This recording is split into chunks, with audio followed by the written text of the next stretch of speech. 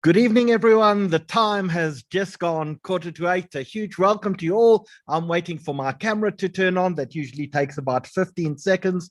But a big welcome to everyone watching us this evening. The room is starting to fill up absolutely beautifully, and we've got some amazing stories to tell this evening. So let's check in with everyone very, very quickly. Rabbi Stern, you are now the new officially anointed rabbi of Sydney Highlands Shul. How does that happen? Is there a handing over of a baton? Does someone club you over the head with a Torah? What is the process that officially makes you the new rabbi?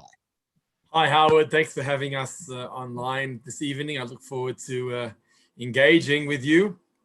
Look, I've been at the shul for almost 14 years. So Rabbi Goldman and I have been working quite closely with each other over these years and planning the future of the shul. So I don't think it comes with a baton or with a Torah on the head. It comes with strategic planning, and I think things just fell into place over the past few months in preparing, this transition process. So, Anton, I'm sure you followed the fact that we have two popes at the moment. We have a retired pope and an active pope, and for the first time ever in history, there are in fact two popes in one position.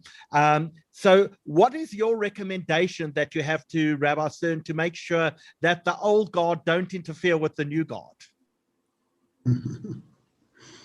As a certified member of the old guard in my field, I say just respect the old guard.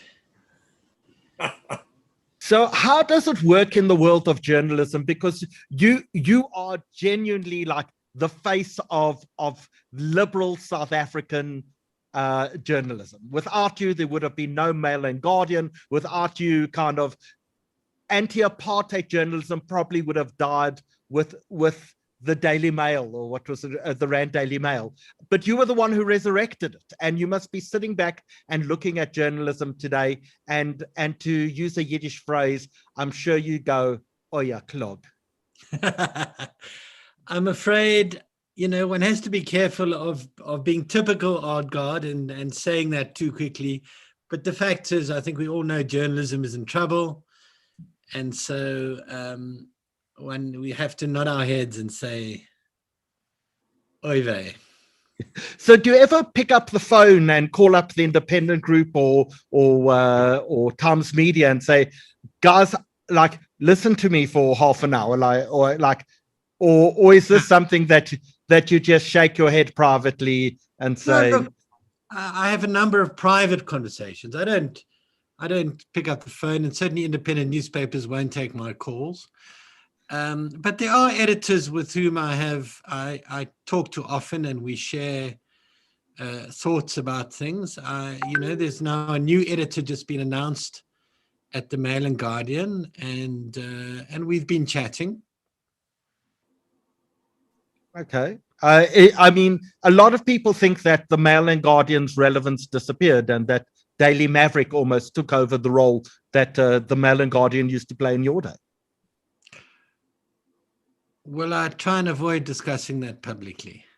The Mail and Guardian remains an important paper. Yes, I would like to see it a stronger voice with the kind of influence it had in its heyday. I think there's a lot of rebuilding to be done.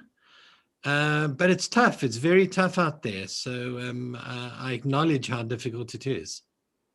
One of the things that I did when we became a democracy in South Africa, I went to go throw away some of my vestiges that I kept from the anti-apartheid struggle. And most of them were editions of the Mail and Guardian with black front pages or black marks redacted. And I'd kept them for many, many years. And that was such an important part of the things that I had from the old world South Africa that, please God, we never see again. Yeah, I don't think we will. But those were extraordinary days because they were very difficult, but also very exciting. And we were extremely lucky. Peter will appreciate this because we were owner editors. So of course, Pete is an owner editor as well, because she and the rest of the community watching us tonight own the Jewish Report, and our motivations are not commercial. Our motivations are to support a community and to grow a community and make sure we have this vibrant, diverse, amazing community that's united. Even when we disagree, we're united, and that's part of the challenges that Peter faces on a day-to-day basis. No, she must. I mean, we know every Joburg Jew has an opinion about what Peter does, and they're all different, and she can't accommodate them all. Her life must be pretty tough. But the paper plays an incredibly important role in keeping a very diverse and even divided community with one core. So, Anton, the only thing I want to correct you on is no Jew in South Africa has only one opinion on a matter. They have a multiple, you know, one at a time. at a time. James Erdang, tell us, where do you join us from? So I'm from Education Africa, and we're partnering with the Sydenham Schule on Sounds of Celebration, our 8th year. I've been at the Tell us about last year. Tell us about year number 7. Well, last year we just snuck in before the lockdown, so it was incredible that we still had the show. But I think what's important is that we've had this on-stage show that's catered also for opportunity for disadvantaged children to come in and see, which we normally have around 2,000. But then for young South Africans to participate on a stage that they would never get the opportunity of doing, and really around social cohesion. So not around just Jews and Christians or what it might be, but it's also color and different racial and religious groups, which I think has been great. And now with COVID, we've been able to take this now to an international audience and to international participants, which is very exciting. We run a marimba festival as well. We're the biggest trainers in marimbas in the world. And CNN actually did a documentary on our virtual festival in January, because I could not believe that we actually pulled this off. So I see in 2021, you have the Drakensberg Boys Choir on. Benji, weren't you a member of the Drakensberg Boys Choir? I might have run a race in Drakensberg, but Rabbi Stern's laughing the most because sometimes he has to hear me even say anything out loud where it needs to be melodious. But Howie, ask James. James has got an interesting... he's a very modest guy, but tell us about some of the international awards you've won, James. So I've won leadership in Gauteng now, but I won a Swiss award for international award for the work I do. I've been doing it for over 30 years. And yeah, I like to keep modest about it. In fact, what's quite nice is that I've just been approached by a YPO in Geneva to do talent speaking for them about my life history, so will be quite fun. Hopefully, I'll help put some James, give us like a 2-minute version of your life. 2-minute version. Well, take us back to the beginning of Education Africa, James. Yeah, so I'm actually quite dyslexic and ADHD, so I was special needs and then mainstreamed at St. Stithians. And I had quite a progressive family. So we had family in exile, self-imposed exile, so we learned a lot about the ANC when we were growing up, etc. And I just said one day, one of the things I want to do, because education was quite difficult for me, was to build a school and to be a millionaire. So I haven't accomplished being a millionaire, but built schools and helped hundreds of thousands of disadvantaged South Africans to get access to educational opportunities. And in fact, when you're talking about the Drakensberg School Choir, it's actually the Vienna Boys Choir.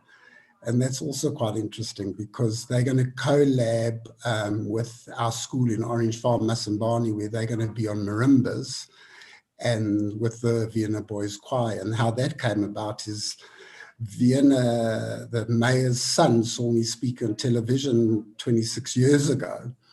And I got a call and they said, oh, we'd like you to help build a school in Soweto as part of the new South Africa. And I worked with Tata Sisulu, I was mentored by, And he said, come, James, let's take them to Orange Farm. And today we've got a school there. We've got close on 1,300 learners, 100% matric pass rate, and a high-performing school in the middle of a disadvantaged community. And we've had our trials, and tribulations. I was very honoured pre-94 because of my mentoring with Zulus, to work with Mandela in creating a video and promo on the lifting of sanctions before he went to the United Nations. And so I was with him when sanctions were lifted, and I had the video, and I was hunted by people like Anton Harber for what was this video. So James, did you go with him to the United Nations for his first speech at the UN? So some of our learners went with him, because we ran also the South African Model UN. So yeah, so some of our learners, I didn't go with him then, but I was honoured by. So on his way back from that, he stopped in Brussels, where I hosted for him, together with the World Jewish Congress. We hosted a meet and greet, a cocktail in Chateau de la Houppe, just outside Brussels, a dinner for 300 diplomats and business people in Europe to present him to the Europeans. And we had the CEO of Mercedes-Benz and BMW and Siemens and every diplomat to the European Union for a cocktail party on his way back from his first speech at the United Nations. Oh, brilliant, yeah. So I had some, my special person is still Tata Sisulu, and I think he's really the kingmaker. With Mandela, I was honoured to be given the Peace Award with the Peace Secretariat. I was the one who was chosen to give it to him. I was also one of the guest speakers at Chris Harney's funeral when I was a youngster, with the work I was doing. And I think I was quite lucky that the speeches were all cut because of the writing outside, because I think I was too nervous to stand up in front of 80,000 people. But I was definitely there and had amazing experiences. In fact, Mandela struck his gold medallion for Education Africa before the Children's Fund used to raise us a lot of money. So James, just before you go on, Gigi, I think we're getting some feedback. There's an echo on your side. I'm going to mute you. Okay, yeah. Can I ask you just to log off and log back on, and let's see if we can get rid of that echo that we're getting from you. We're going to go live in about 2 minutes. Welcome to everyone all over the world. I see Aubrey and Etienne have joined us from Toronto. I hope you guys have had your vaccine. No matter where you are in the world, let us know, most importantly, if you've been vaccinated, because I think that is the most important thing for anyone at this point in time. Jason Woolf, where are you joining us from? Are you in the middle of Langa, or did you sneak out to get better connectivity? I did sneak out, but then I was called back into Langa to help out with this film screening. So I thought I'll take my chances and give the Zoom call a shot from here. So yeah, I actually am at my place in Langa. Yeah. So move your camera around a little. Give us a sense of. You're gonna be amazed. It's just, it proves the point of just how off people's understandings are of townships. You have some amazing spaces. Sorry, I'm just trying to unplug the. Okay. Well, this is. Quite. Okay. Quite you're not in a shack. I'm not in a shack this time around. Okay, we're going to in a few minutes talk about all the towns around. So Gigi, let's unmute you and check that your sound is good. Hi, can you hear me? We can hear you indeed. Great. So just while you're away, we actually posed to some of the people watching internationally to ask if they've had vaccines. And Etienne says they've only had one dose. They have to wait 4 months for their second dose. Kudos to our stupid government in Canada. So Benji, you and I follow this quite closely. We're on hold at the moment. We've paused our J&J vaccine rollout, but it actually made no real difference because we didn't really have vaccines to give out anyway. Yeah, there are 200,000 vaccines to give out to healthcare workers in the Sosonke trial. So that kind of pause has affected some of the healthcare workers, but the broad-based vaccine rollout, I know you and I were both online in 1 or 2 calls kind of in the last week or so, and they say that there's going to be no delay to the mid-May kickoff. We remind everyone over the age of 60 to register with the vaccine system. In fact, we heard an incredible stat that we got a great presentation from the person who built the system. And the stat was how we, which I know you and I were both so really optimistic about, that they could take 3,000 registrations every second. So I think let's register. Let's go with the process. Please God, in a couple of months, we're going to look back and understand some of the delays, and we're going to look back and hopefully it being executed really, really well. So Benji, although it could take 3,000 registrations a second, only 228,000 people registered in the first 24 hours. So the honest answer is, if you're above 60 at the moment and you want to be at the front of the queue to get a vaccine, you actually can be. And come 2 or 3 weeks' time, the over 60s are going to be vaccinated en masse. I mean, Discovery has told us, if you're a Discovery member, they can vaccinate 50,000 people a day. That's so business for South Africa feel confident. Howie, correct me if I'm wrong, I think there are 1,200 sites already confirmed. There are people who have been employed. They think they can do 150,000 vaccinations a day. There's a master facilities vaccination process in which people will be able to register. So currently, I think I saw a report last night, around 330 or 350,000 people had only registered. That means in the first, I mean, it will take a bit of time, and these things work on momentum, as we heard from the guy in Israel, how that worked in the beginning. It's a bit slower. But for sure, register. If you're over 60, register. Please God, this thing's happening. And so it's really incumbent. What I'm going to do in the chat section now, if you haven't registered, I'm actually posting the link right now. If you're above the age of 60, please go on, register now. You'll be at the front. I expect my parents to be registered by the end of May. Benji, I imagine yours as well. Anton, have you registered? I've registered. He's not over 60, Howie. There's a 50% chance I got it a few months ago. And James, I don't know if you're over 60 yet, but if you are, I hope you've registered. Well, I'm close to over 60, but I've got comorbidities and they're not registering comorbidities as yet. It's a bit frustrating. Not yet at this point in time. The biggest comorbidity is age.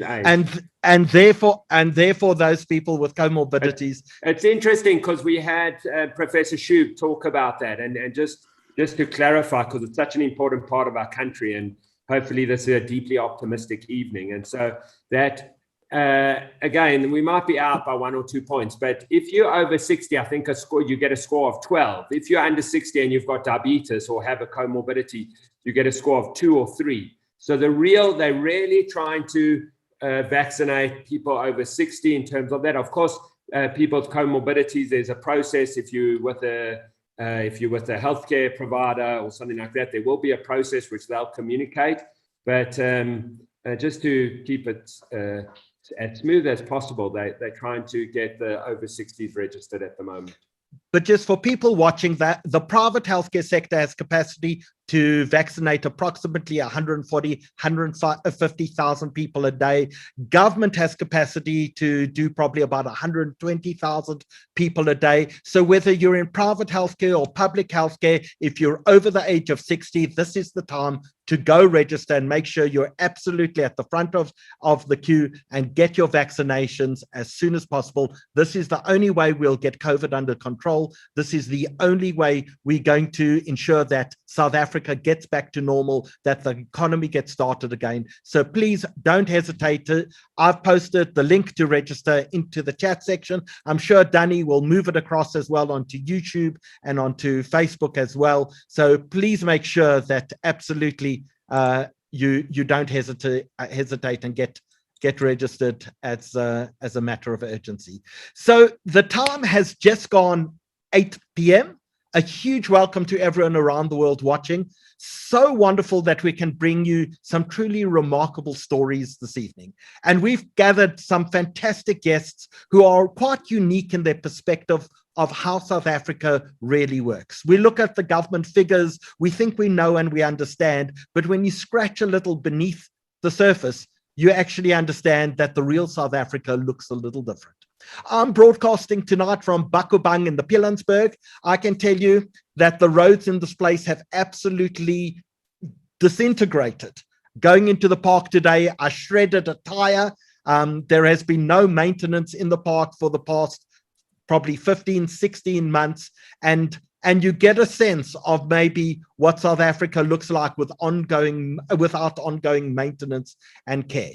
So first of all, Danny, if you could turn on your camera, you're on controls this evening. Please, if you could wave at everyone and say hello. Thank you for being on controls tonight. It's a pleasure, Howard. Always a pleasure. I see my beard is not quite like Rabbi Stern, but getting there, you know. Well, only in 23 days. So okay, so of course we're counting the Omer until the days that we count until the commemoration of the giving of the Torah. And today we counted how many days? 2024. 20. I'm still in it. Cool. Okay, fantastic. Danny, thank you very much. And of course, if you haven't seen the latest edition of the Jewish Report newspaper, go to your local Spar, Checkers, Pick and Pay, Exclusive Books, CNA, Garage Shop, no matter where you are in the country, we distribute throughout South Africa. And Danny, show us what is on the front cover. Okay, amazing attack on David Unterhalter, probably the best qualified lawyer in South Africa, up for a post at the Constitutional Court. Did not even make the shortlist after an attack by him by BDS, really based almost entirely on the fact that he's Jewish. So a fascinating read. We've got Peter as well. Peter, what is your take on the story? So I must be honest, Howard, while the BDS initiated this whole process by attacking Unterhalter, I can't say for absolute sure that was the reason, his being Jewish was the reason he didn't make the grade. I think it had something to do with his privilege. It had something to do with his only having been a judge for the last 4 years. So while BDS made a big issue about him being Jewish, I'm not sure that was why he didn't get in. Cool. What is going to be on the front page of the edition that comes out tomorrow? Have you decided yet? Well, it's most likely to be about fires. Okay, we're going to talk about that in another minute. If you can't get hold of a hard copy edition of the Jewish Report newspaper, and we distribute about 11,500 copies around the country, but we also have about close to 30,000 people every month who come online and read us online. So go to www.sajr.co.za and go either download the entire edition or look at the individual articles that Peter posts onto our website as well that has recently been done. Just a reminder as well that we have a chat section. Please chat to us throughout the entire process of tonight. But if you have any questions, whether you're watching us on YouTube, on Zoom, or alternatively on Facebook, please just post a question if you're on Zoom in the Q&A section, or if you're on YouTube or Facebook, just put a question into the comment section and we'll make sure that Danny picks it up and moves the question across so we can ask Gigi Alcock or Jason Woolf or anyone else who's speaking tonight your questions as well. So with that, let's watch a quick video about Education Africa, and then Benji is going to come back and talk for just 2 or 3 minutes about an amazing project that Sydenham Shul and Education Africa are involved with.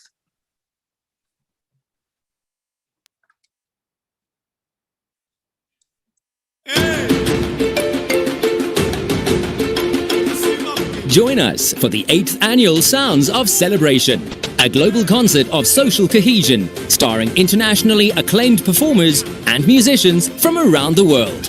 From Grammy winners to award-winning artists, this is one concert you don't want to miss.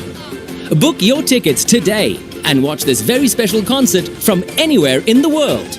Available for on-demand viewing for up to 7 days after the official premiere. Hosted by David Bloch in Johannesburg and Leila Kardan in Dubai. Sunday, 23rd of May, 5 p.m. Central African Time. Tickets at only 85 Rand. Go to educationafrica.org or heroticket.co.za. Sounds of Celebration 8, proudly brought to you by Education Africa in partnership with the Sydenham School of Johannesburg, South Africa.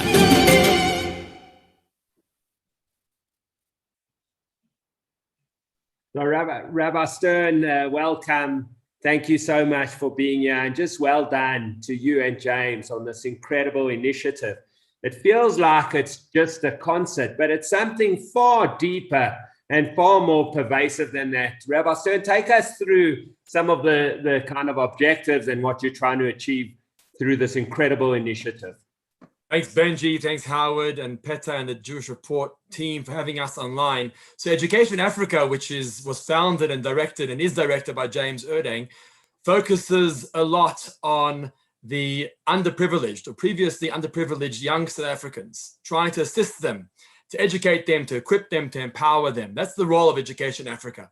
The Sounds of Celebration project focuses primarily on building up marimbas and marimba hubs around young South African community centers and schools, raising money to donate marimbas to the schools and to train the teachers and the students on these marimbas. That's the purpose of the Sounds of Celebration project. Once a year, we have a concert where we showcase the young talent.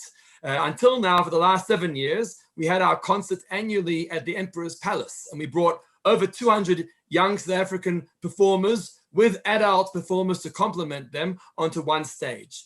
But this year, things are very different. And as we sat through lockdown, planning ahead, we came up with this concept of an online concert, which is being directed by David Bloch of David Bloch International. He is putting this program together and this concert together, and we're raising funds through the concert to benefit the Marimba project of Education Africa.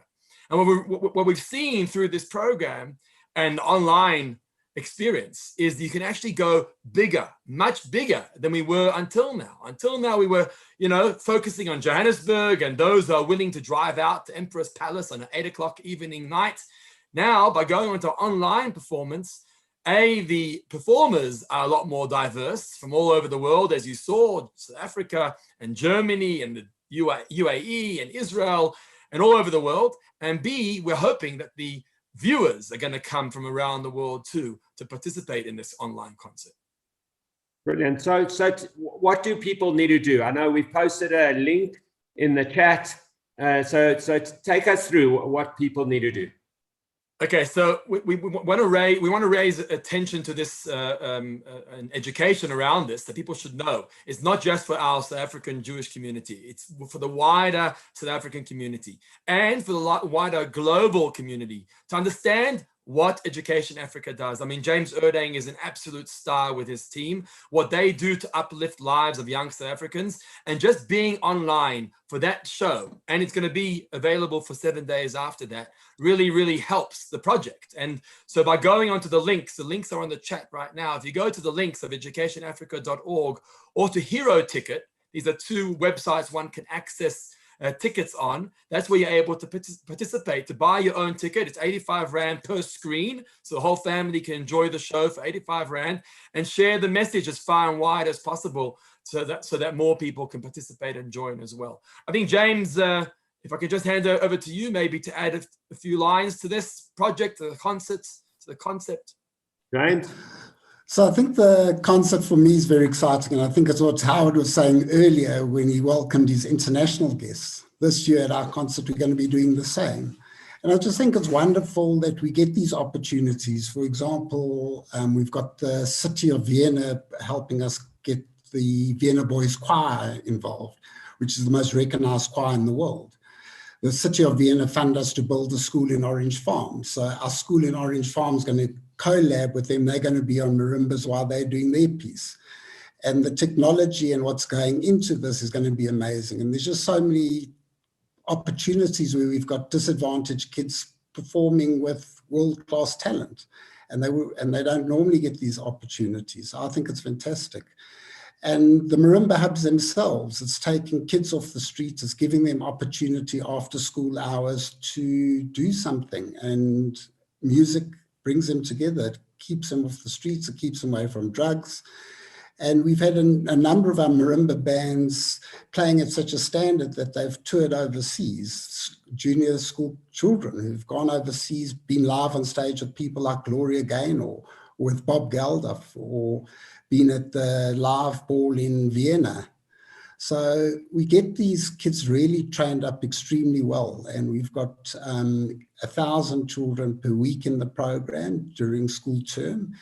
And we've managed to get those numbers back very quickly because we kept our educators engaged and teaching through technology platforms that we developed through the lockdown. And we've opened up some new marimba hubs in the Northern Cape. So we're going to be pushing our numbers this year to about 1,400 children a week in the program. But education of the wholes, got our schools. We teach early childhood development, teach the teachers at the Sakwa NKF level 4 and so on. Brilliant. So James, just remind us of the date, the date again. So it's Sunday, the 23rd of May at 5 o'clock Central African time. And every ticket you buy is actually valid for a week. So you got video on call, so on demand, so you can watch at any time. So that also helps with the different time zones. And yeah, I think it's going to be absolutely mind-blowing professional concept that I'm sure people watch more than once. Well done, guys, and thank you. And we wish you all the best. And get on to our viewers, get on to support this incredible initiative where it's really changing the lives of kids, taking them off the street and adding something unique. Rabbi Stern, well done on your incredible work on this. And James, thank you, and just good luck. And thank you so much for being on here. Thanks for having us on. It's a great opportunity, and thank you for the partnership tonight. Thank you. And if I can ask all the listeners and viewers just to please share on their social media. Thank you. Right. Cheers, guys. Thanks, guys. Danny, you have a video to show us of a new initiative that we're starting tonight.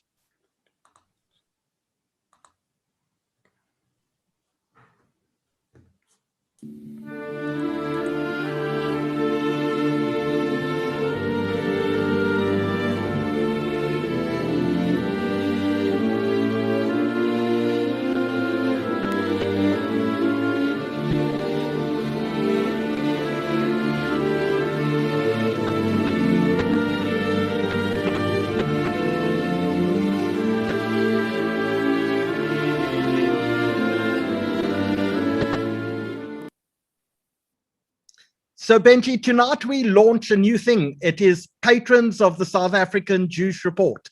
It's an amazing initiative, but we've now delivered 89 webinars during lockdown. Every week, Preta produces a newspaper that's read by about 55,000 people. We do all of this for free. We have never asked for a subscription. We've never asked for anything. But we think that our community needs, in order to join with us and partner with us and become a patron of the South African Jewish Report. So we want to give everyone an opportunity for as little as 180 Rand per month to become a patron, to help us deliver these webinars, to help Peter deliver the newspaper through to people. You know, not only do we print 11,500 copies, but we deliver to approximately 240 locations around South Africa.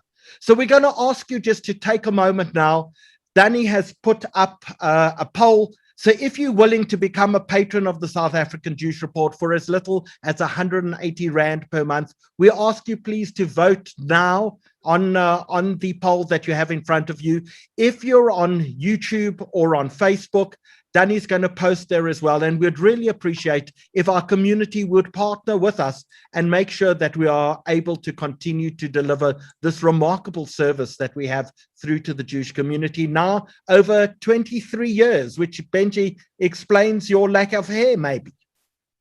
Howie, there are many things you can talk with expertise, but good hair is not one of them. Peter, you've been editor now of the Jewish Report. How long? Well, over 4 years, 4 fabulous years. 4 remarkable years, and we do think we have the best publication in South Africa. Anton, I'm not going to ask you necessarily to agree. Just nod your head like that. But in terms of quality of journalism, in terms of quality of content, we think we're quite remarkable. Which brings us on to what you plan on doing on Thursday night, Peter. Tell us what the lead is going to be in this week's newspaper.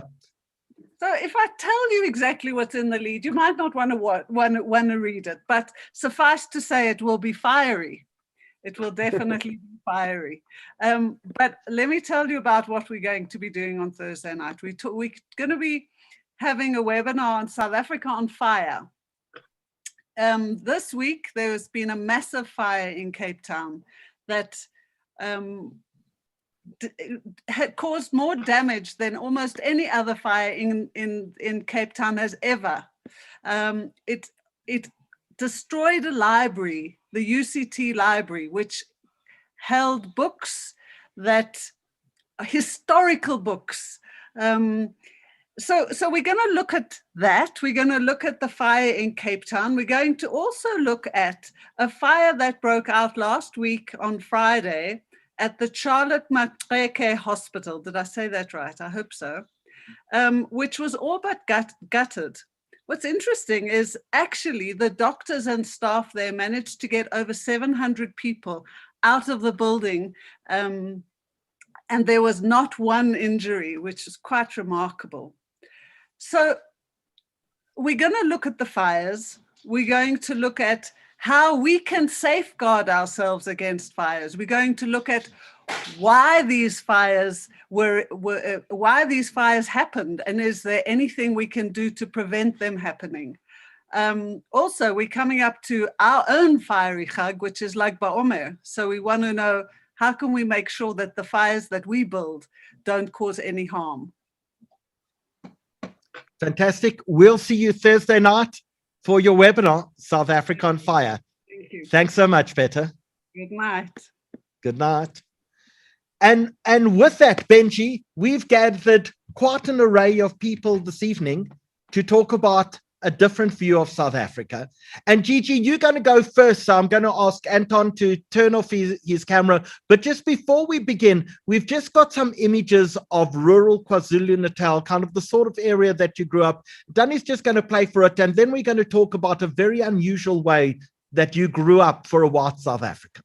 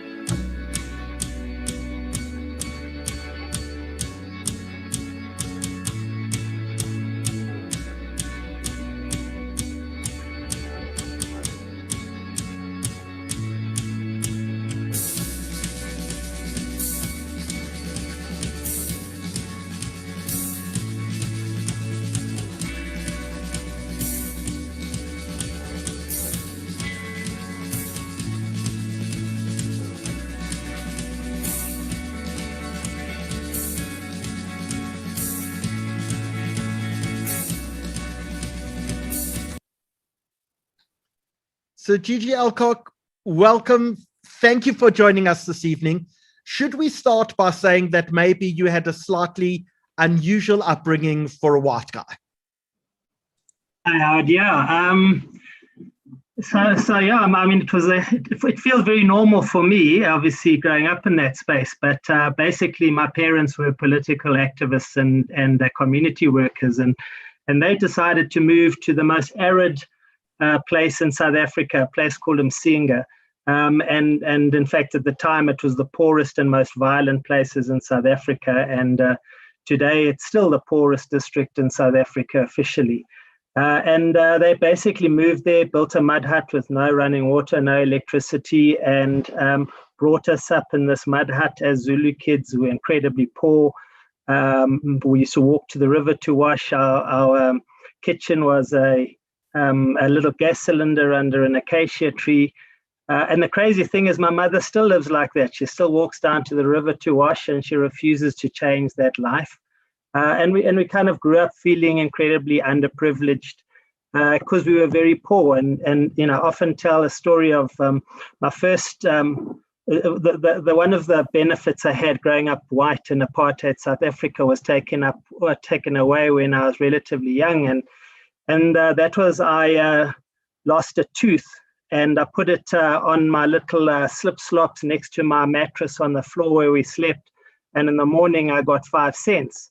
And my colleague, Makosonke, saw this, and he thought this was really cool. And when he went home, he lost his tooth, and he put it next to the tsansi. The tsansi is a grass mat that you sleep on his dabulzwane, which are those car tire shoes.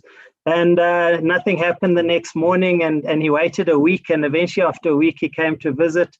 And he and a few of the other kids we hung out with, we used to stick fight and goat herd, and that was kind of our experience. And we started discussing this, and one guy again, he said, no, you know what the thing is that there's something called Ntelezi. It's a beautiful orchid that grows in a tree in the yard, and it's considered to protect the house.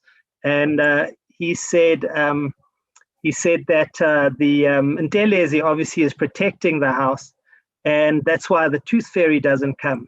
And the other guy said, no, it's the Mviti tree. The Mviti tree protects you from lightning, and if it protects from lightning, then you can't get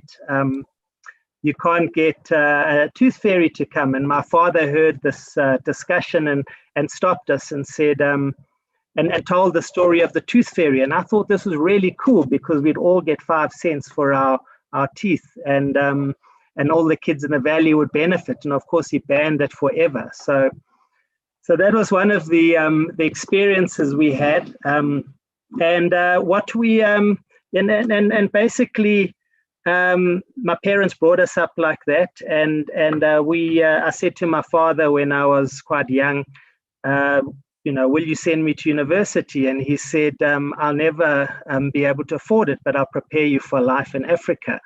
And in many ways, that kind of came true. And the first time I realized the benefit of this is I moved to the city. I moved to Johannesburg, and in Msinga, Johannesburg's called Kwandonga Ziyaduma, which means the walls that thunder. And you can imagine, you come from Msinga and you come to this rural place, and the walls echo and thunder with noise.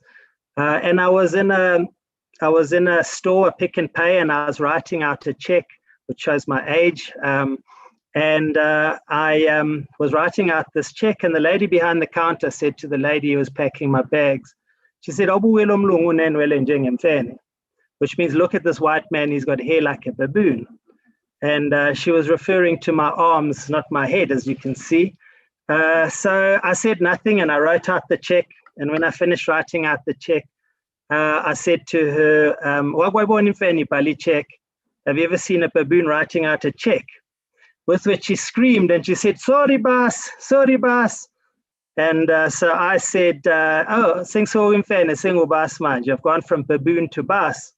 With which she screamed and she ran and she stood behind this pillar going, sorry, boss.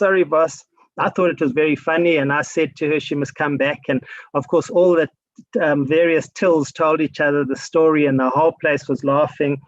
And I realized the huge benefit of growing up like that was really not only about learning the language and the culture and living the lifestyle, but it was really about understanding deeper things about our society, things like sense of humor and sarcasm and irony, and understanding the deeper cultural elements of these spaces. And of course, the other things I learned, which I'll talk about just now, was really about the kind of lifestyles and the economies. And Msinga is the center for a number of things. One of the biggest things is called umthunzi wenkuku, which means the shade of the chicken. Because every single house in Msinga used to have a little dacha garden, a marijuana garden, around this. And if you paddled down the Tugela River, which is one of the biggest rivers in KZN, and for about 150 kilometers, there was dacha fields on both sides of the river. And the most potent marijuana in South Africa, Durban poison, comes from this area. And when I grew up, this was all around us, and we used to operate the only way to cross the Tugela River, which was a little ferry boat, and we used to charge 5 cents for each person who crossed, and of course it was the main highway for dacha crossing the river to the roads. And in fact, in Msinga, even today, you can ask you often find lots of people with little light delivery vehicles, and you say to them, what do you do for a living? And they say, "Sithengisa Benjis," which means we sell peaches. Of course, there's not a single peach tree in Msinga, so it's all. Yeah, so that's really the basic thing. I moved to Johannesburg, and in fact, I was a political activist for a while, and then moved into the city and started a business that focused on the economies of those informal sectors, and really about understanding and connecting with people in those spaces. I see myself as a political activist these days, about really transforming our economy by recognizing these massive economies and these small little businesses that are not so small, that are driven by informal economies. Yeah, Gigi, you've got a great story which we're going to hear and get when we get onto the business stuff. We'll explore it more. But how a monkey introduced you to chappies? Maybe you can tell us that story. Yeah, so well, the funny thing is that for those who are not South African, chappies is a bubble gum, and inside the chappies bubble gum is this did you know, which was before Google had all these kind of idiosyncratic kind of stories, like the only food that you can that chewing uses more calories than consuming it is celery and other ridiculous things. And I, for a while, was I wrote the did you knows inside Chappie's bubblegum wrappers. And in my book, Kasinomics Revolution, I use the example of Chappie's to illustrate a point about business. But the reason it was so close to me is we had a little monkey called Monkey. In fact, we had a duck called Duk Duk, and we had a cat called Mother Cat, and we were never very good at naming animals. And Monkey was this incredible animal that had been given to us as a little baby and grew up thinking it was human. And the people in Msinga absolutely loved this little monkey, and everywhere we went, no one wanted to speak to us. They were like, "Where's Monkey? Upo Monkey, Upo Monkey." And Monkey was this huge, celebrity in the valley. And Monkey used to leave our house and go hopping up running up the banks of the Tugela River, and would jump from stone to stone across the rapids of the river at a place called Burgers, and go to Mbele's trading store. And Mbele's trading store was this amazing old trading store that existed in rural areas with red brick and a corrugated iron roof and a big veranda that went around it. And you always had a few drunks sitting on the veranda trying to bum money from people. And the telephone, the public telephone there was the kind of center of communication in the valley. You'd have a queue of women with these amazing ochre headdresses and purple cloaks who would stand there with little bits of paper, and they'd ask the operator to phone their husband in Johannesburg. And and so it was kind of the center, and Monkey would come hopping along and jump from one drunk's shoulder to another drunk's head and scare the ladies who were queued up outside the phone, and then run along the telephone wire into the store and go and raid the chappies' supply inside the store, and then go and hide on the blankets, because every trading store sells everything from bicycles to plastic goods and hose and seed and everything, and go and sit on the blankets right on the top of the store and fill her cheeks with bubble gum and try and blow bubbles in a very inefficient monkey way. So yeah, that was my dear monkey story. Gigi, when your family moved into rural KwaZulu-Natal, what did the local community who were there think of these white people who had suddenly come and decided to live with them? Were you accepted? Were you seen as different? How did you grow up, and how did the community always respond to you? So I mean, the very short story of that is my father, kind of halfway through his life, had this epiphany and decided that he couldn't live a life of a rich white farmer, gave everything away, and in the process met my mother, who was a journalist, and they moved to do community work. Anyway, long story, but when they moved to Msinga, they decided to find the place that was excuse me, but was considered the arse end of the world, and they moved there. I used to say it's more like 30 kilometers higher up than that point, but it was that bad. But anyway, they moved there, the funny thing was that my father was incredibly fluent in Zulu and very he was in essence in many ways Zulu, and he brought us up speaking Zulu. He'd been fighting apartheid. In fact, my name, Gigi, comes from, it's the first personalized number plate in this country. I was named after the government garage, the Gigi trucks that were removing people off the land, because in Zulu you're named after a characteristic or an event or a time. And so mine was the time of Gigi, because my parents were trying to stop the government bulldozing homes and loading people onto Gigi trucks. Now, of course, they were taking people from a place called Lime Hill in kind of the northern KZN, rolling beautiful grasslands, and they were loading them on these trucks and dumping them in Msinga. So when my parents arrived in Msinga, many of the people who they'd been trying to stop from being forcefully removed were the families who were dumped on those spaces. So that was the first connection they had. But my father was very soon connected with many of the rural tribesmen, the chief indunas, the kings of the tribes. And the two greatest tribes were the Mchunu and the Mtembu, still in South Africa, the largest certainly. We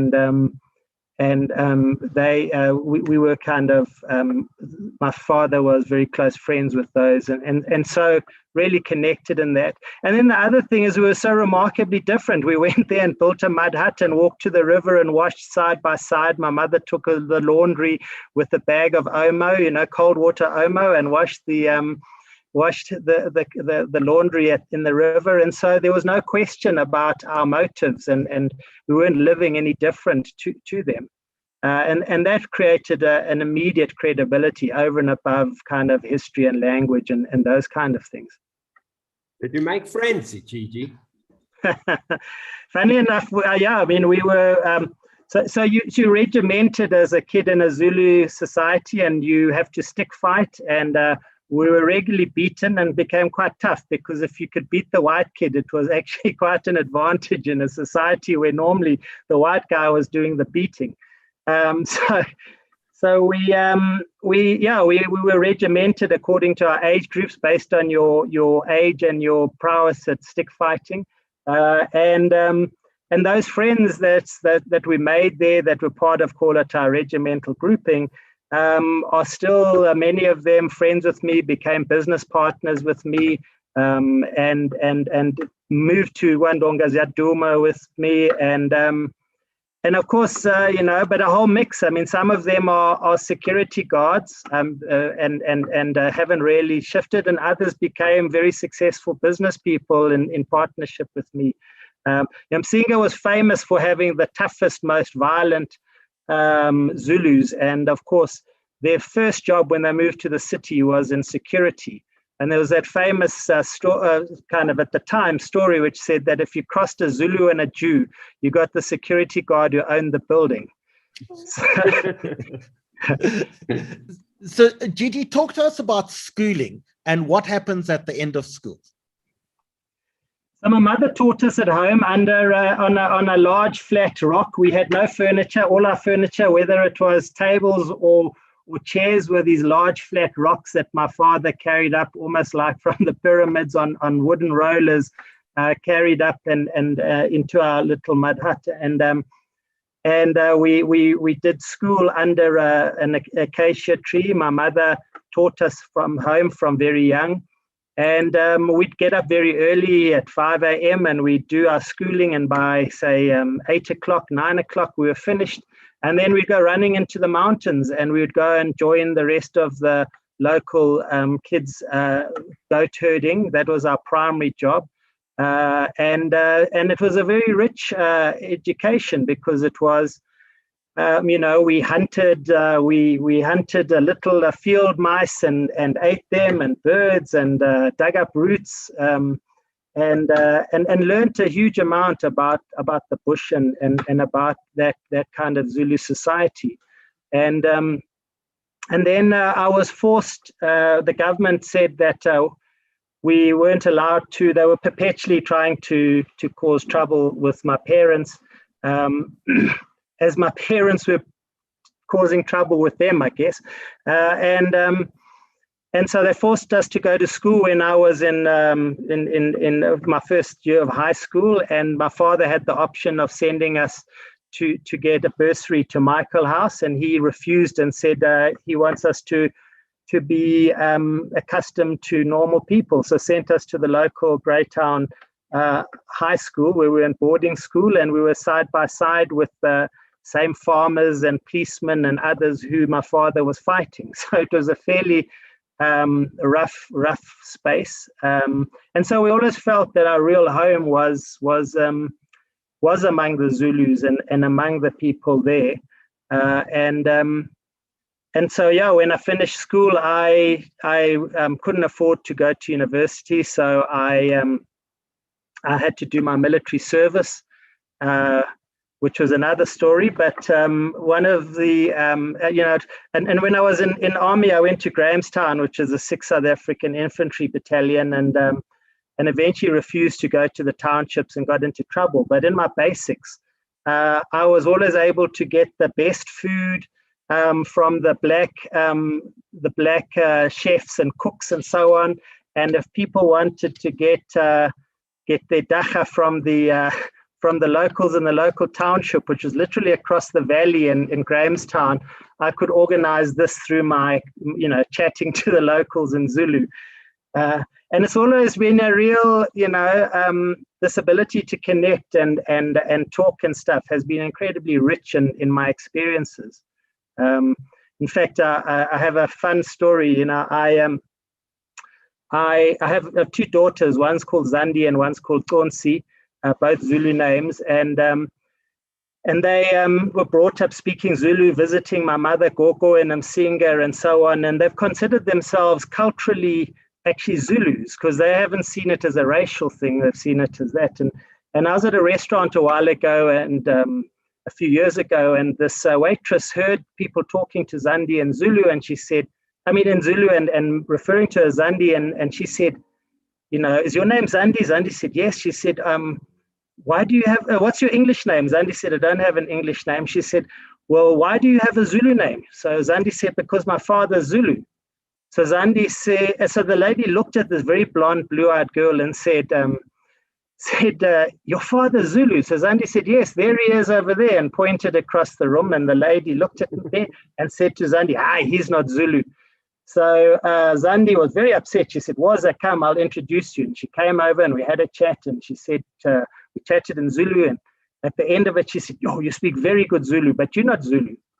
So I said, "Yes." I said, Umam Velasi was Semakunweni, Kosietungoza. Told her my mother's Mam Velasi from the Mkunu tribe, which is where we grew up. Of course, my mother's not Mam Velasi, but it's a great story to tell. So she said, "Oh, Umam Wako Mam Velasi, your mother's Mam Velasi." So I said, "Yes." She said, "Ah, you are Zulu." So then she looked at me and she said, "Hey, koto fine colored," which means you don't look like a colored. So I said, "No, you see, us coloreds are different." I said, "You see, I'm quite white, but you must see my brother, he's pitch black." She went, "Oh, shame, your poor brother." Gigi, I don't know if it's insensitive, but can I ask you about things like circumcision and initiation school?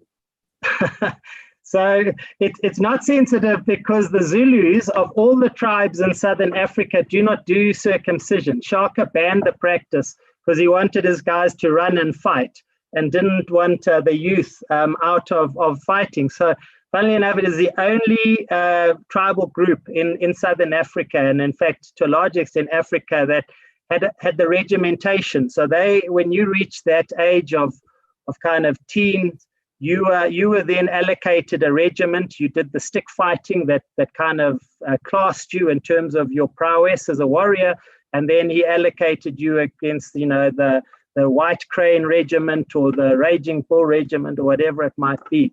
And so we didn't have to do any of those kind of initiation things, but we were very much part of the culture. My father was killed by a plot by the police because he'd become too much of a thorn in their side when I was 14. And a year later, the local tribesmen and the chiefs of some of the tribes came and said, "We have to return your father's spirit into the traditional way." And this constitutes having a sacrifice ceremony, going to the place where the person died and fetching the spirit. It's a very deep and moving ceremony. And we followed that whole process. And I mean, the funny thing is often people in the valley say to me, "Yeah, you see, you're successful because you did that, and that thing made sure that your father looks after you and that you're protected in the Zulu way." And I've had all sorts of scrapes and dramas from hijackings and so on, which I seem to have survived and then kind of done well out of. And they always, the Zulu say, "You see, you've done that." So we've always followed that cultural, the kind of deep spiritual values and behavior. And my mother feels very strongly about that as well. And so, yeah. Just before we start talking to Jason about his life in Langa at the moment, tell us one last thing about what happens when you go back and visit your mother today. So yeah, look, I think well, I mean, she still lives like that, so the interesting thing is that what's happened is I've stayed in this kind of urban Africa now, and I've moved into this urban Africa, and moving back there, the rural people say, "You see, you've become an urban person," and you find the distinction. We see it in our politics in this country. The kind of Zuma and Cyril and the ACE and so on is very much a split between the urban middle classes and the rural Zulus. And so I find when I go back, I represent suddenly this urban society. But one of the things that often happen, of course, is that all the locals come to me and say, "Gigi, we need to move our dacha in big quantities into the city. You've got a business now." And, in fact, I was offered the one stage. These guys offered me a Mercedes. They said, "Any Mercedes you want, as long as it's got a big boot. Now we're going to fill the Mercedes with dacha. We are going to drive in front of you with an old Skoro car. And when you get to the roadblock on the way to Johannesburg, when you finish visiting your gogo or mama in Msinga, the police will stop our skorokoro and they will search it from top to thing. And you will open the electric windows and you'll look out and you'll say, yes, officer. And you'll say, sorry to worry you, sir. You carry on driving. And when you get to Joburg, we'll unload the Dacha. You keep the Mercedes. And so I'm often getting approached with these kind of harebrained schemes of these rural Zulus trying something. And I presume you drive a Mercedes. With a big boot. I reserve my comments. So a little bit of background with Gigi. How Gigi and I met was a colleague of mine, Dr. Avron Urison, who runs our healthcare, read Gigi's book called Kasinomics at that time, which we're going to show you. And then he wrote Kasinomics Revolution. And then in our business, which is in the mass market, and we invited Gigi to be a consultant at one of our one-day seminars for our sales team. And it was the most remarkable input that we had ever kind of got. You can hear about the man, his story. And when he talks later on about what a Kasinomics revolution is, it is absolutely spellbinding. And just to say that to have someone with this kind of perspective who is able to share, and the way he shares is just a really unique experience. So we're looking forward to the next part as we just hear from Jason about his experience in the townships. So Jason. So Benji, let's just get a little sense of Langa, and then we're going to come back and talk to Jason. And then after we speak to Anton Harber as well, we're going to talk about this whole economy that exists that we don't really know about. That we don't see, we don't know, we don't understand, that the employment rates are incredible. Gigi will take us through really an environment that actually Gigi's got a fantastic expression, that we're always looking out the window, but we're not looking in the mirror in our country. And so it's really exciting. And hearing from Jason about that township is going to be really something that we'll find interesting.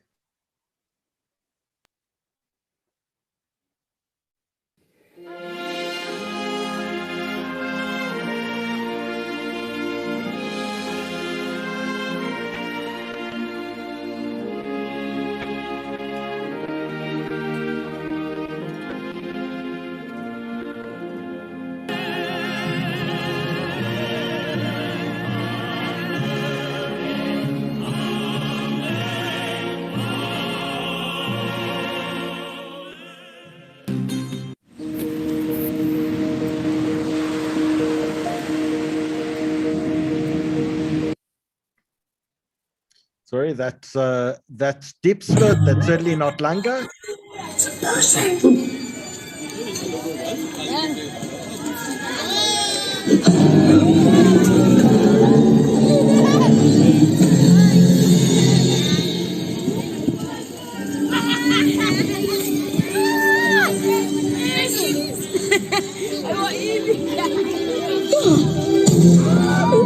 Yeah, that was me. Hi, I'm Eve. And my friends.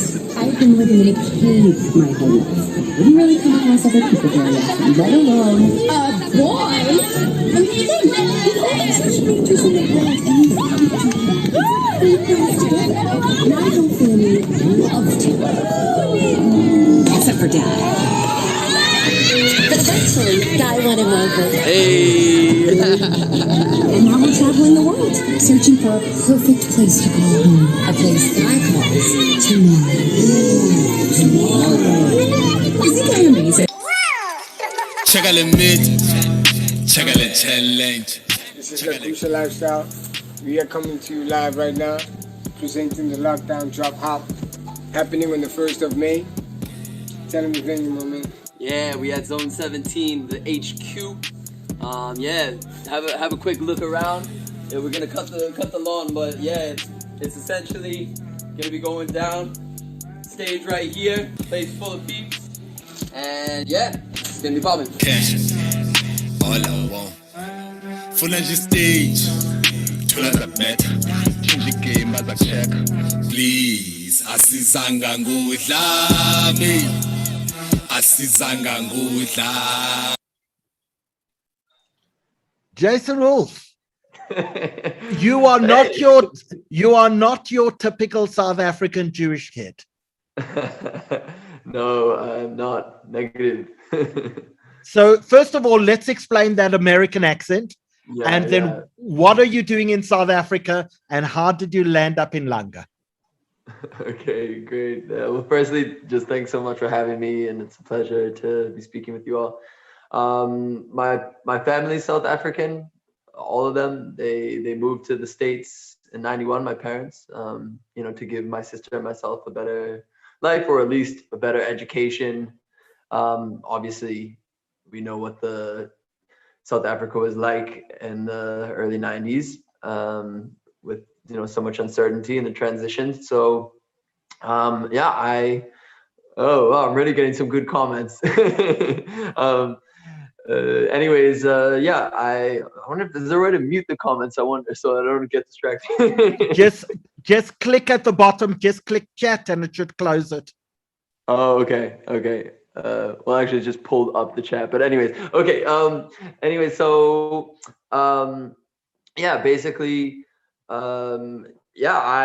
started getting introduced to South African life more thoroughly by age 13. My mom was coming back to visit her parents who had never left annually.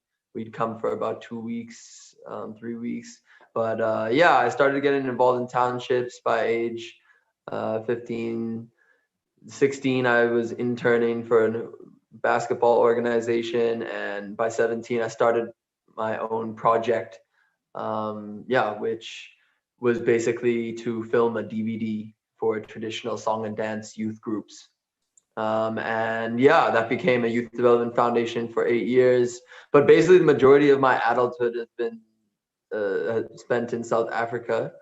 My higher education was sort of between the States and South Africa. Some people are saying there's no sound. I wonder. No, don't worry about that. There's plenty of sound. They'll log off and log back in. You worry about talking to us. Let us worry about everything else. Okay, sounds good. So essentially, that's my mom's moved back. So I actually, I'm a bit of a mama's boy. So I quite enjoy being close to mom. And my sister's now started to transition her life here at least half the year, perhaps 9 months a year. And it's only my dad left in the States, who we're trying to convince to come back. So how on earth do you land up living in Langa? Well, at some point you just have to make a decision, really. But I moved to Khayelitsha in 2014, 2015, and that really was an intention to get closer to the beneficiaries of the Youth Development Foundation I was trying to build, called Umbiozo Foundation, which means celebration in isiXhosa. And I wanted to understand who I'm working with better, and I also wanted to learn to speak isiXhosa better. And I'd taken a one semester of isiXhosa at UCT the previous term, so moving into the townships was an easy way, and honestly it cut down the commute. So I moved there for a year. First half was a bit cushy, kind of similar to this place that I'm staying in now. It's like had very much this sort of feeling. I mean, this is in Langa right now.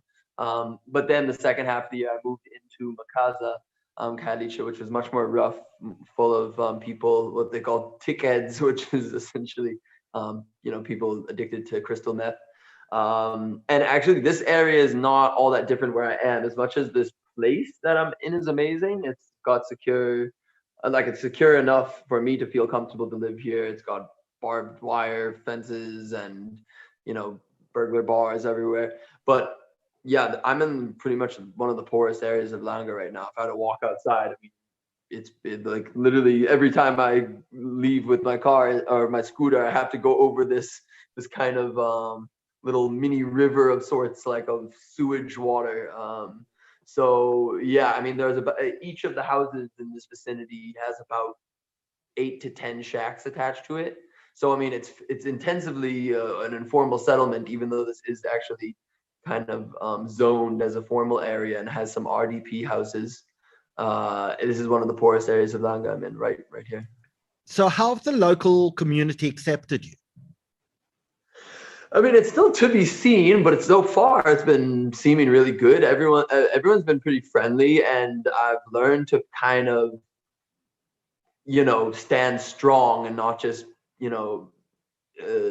like if people are like, trying to nag me for money or something, if there's no like good reason or they don't know me, I just like answer this also like, hey, Gubani Wena, like Andika Kwazi, like I don't know you yet, like let's know each other rather, so then I'll just start chatting, be like, so yeah, essentially, I mean, it's been good. Like the thing about the townships that people don't, I guess, fully understand is that like it's a very diverse space as it stands. There are people from all over the Southern Africa here, and yeah, and even as far as Somalia, and so it just depends how you conduct yourself in the space. Like, do you seem like a good guy? Do you seem like you have your priorities straight and you care about the people around you? And if they establish that much and you seem friendly, then you're good. And Jason, what's your plan? Are you planning to stay there for a long time? What's the kind of plan? Well, honestly, with each passing day, I feel like I'm going to far exceed the 1 year commitment I made to remain here in Langa, which you'd see in my announcement video. Maybe you can drop that announcement video in the chat. But yeah, essentially, yeah, I've set out to produce content while I'm here. Hence you were seeing some of those videos at the beginning. That it takes time to produce. I mean, the first one was just something that I took today, as you said. But yeah, I'm trying to create a channel called Side by Side with Jason, and the tagline is depolarizing South Africa through shifting viewpoints. So it's a lot of conversation, roundtable discussions, town hall style interviews, doing like pedestrian surveys, in response to certain current events. And yeah, I'm basically trying to get South Africa to know itself, to befriend itself, to forgive itself, and that requires people from different backgrounds to be brave enough to step into another community, for starters, even if for a couple hours, and yeah, to just be open enough to step into conversation and learn about one another. What do you think would surprise us the most? Sorry, what would be the one thing that surprises us the most about your experience? My experience in which arena specifically? No way, in the township. If you had to say one of the experiences that would have surprised or surprised you the most, which was that, or which is that? I don't know, because it's all been like a pretty gradual process for me. I mean, if an experience being like a particular something that happened, like, have you found it friendlier than you imagined, or have you found it scarier than you imagined? I'll tell you one thing that's been pretty cool, like since I moved in here, is that the kids are pretty much like always on the street. I think that has a lot to do with COVID right now as well, like because I think they're rotating them in groups to keep the class sizes down or something. But essentially, some of the kids are just like always here, and they keep checking in on me, and they're like, hey Jason, we have like a guava tree. But like sometimes when I go out to do they're always begging for guavas, which is really cute. And yeah, sometimes when I go out to film, I'll literally just like ask like some of the closer ones, like I have a couple like that I'm friends with the parents or whatever, and I'll say like, hey, I actually could use an extra hand, someone just like hold this mic or monitor this screen or whatever, and I'll be like, let's get the kids like involved in my operation, and then they'll just like suddenly hop in the car and be coming with me. Like, there's just the kind of trustworthiness that is like, let their kids come with me. It was pretty awesome. And the kids are also like, the one, his name's well, I won't say his name, sorry, but he's 11 years old, and he speaks English extremely well. Like I can have pretty much an adult conversation with him in English. And his father is an alcoholic and he beats his mother. And this kid's like, you know, trying to make sense of it. And yeah, I feel a connection with him, you know, that I can just be something of like a big brother sort of figure and just like someone that he can play with sometimes, you know, like we take the basketball or my soccer ball like over to the nearby park, and you know, like, so I'm forming relationships, and it's a complex space, but yeah, I can't pretend to know all the dynamics, for instance, inside that household, or what's going on in the minds of the parents that allow to just send their kids with me. You know, everything's complex in life. Give it. Yes. Sorry, my mic clicked off. Give us a sense of what day-to-day life is like in the township.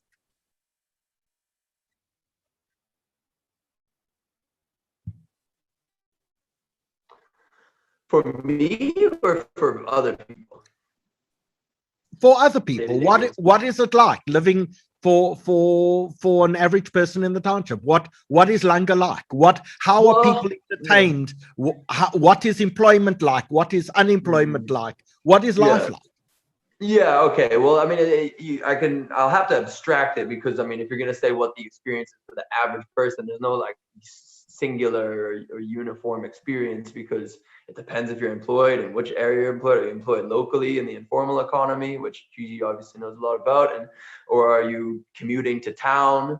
Are you a youth that's, you know, unemployed and spending most of your time on the street corners, like with your homies? Are you like, you know, are you someone that's in some cases, those are guys that are like looking for an opportunity to just, you know, make some cash, steal a phone from someone, but the greater majority of unemployed youth are just sitting at home on their couch, you know, like they're trying to see if they can get an internet connection somehow, or, you know, get a small little gig to help someone transport, you know, X goods from point A to point B. I mean, like but I have to say, I mean, the unemployment is extremely high here. I mean, there's a lot of people around during the workday, you know. And just to give you like a sense of where I'm actually living is this accommodation called Zone 17. And anyways, it's an amazing startup that these guys, brothers Yoli and Sabu, have started. It's actually a 10-bedroom accommodation here, and they've really just launched the brand and you know, in this accommodation as a service. But they want to do also community integration services for the people that come and stay with them. So they pair you up with like a buddy system. So anyways, they kind of paired me up with this guy named Ledo. It was like, that was their first sort of integrator that they paired me up with, the buddy system. They called it integrator. So anyways, Ledo like was super helpful and super nice. He has like nothing to do like during his day. He actually was running like a youth development organization. I've heard from other kids around the neighborhood that like, oh yeah, his organization used to be having various things happening, running soccer tournaments, et cetera, et cetera. And now I don't know like what happened. His organization obviously just didn't get the support it needed and stuff. And like, as like lately, he's like just resorting to like drinking alcohol. There's this verb called ukushendela. It's a specific verb for mooching alcohol. So shendela oko. He's mooching alcohol all the time, and like I've been upset. I've been like disappointed with him. Like every time he comes here, and then he's like drunk. I'm just like, dude, come on, like get your act together. There's got to be something that we can like do to improve like situation besides just drinking. But I mean, I'm not trying to be too judgmental to him, but I'm just like, you know, I'm trying to encourage him to like make a better decision. But you know, it's hard to imagine being in that scenario where there's just like not an opportunity anywhere in sight for him. He lost his job with COVID. He used to work at Jason Bakery as a dishwasher. Escalari. So, Jason, we're going to come back and talk about the effects of COVID and the effects on the economy in a few minutes. But before we do that, we're going to hear from Anton Harber, who spent quite a bit of time in a squatter community called Diepsloot, not far from Johannesburg. Danny, give us a sense of Diepsloot, and let's talk for a little bit to Anton after that.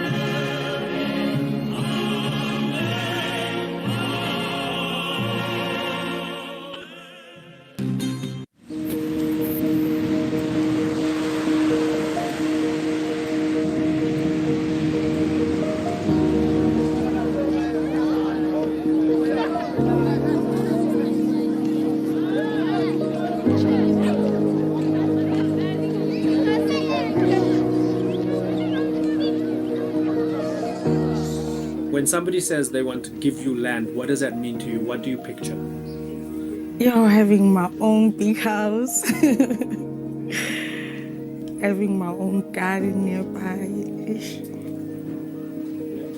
and seeing my kids and my grandkids, around.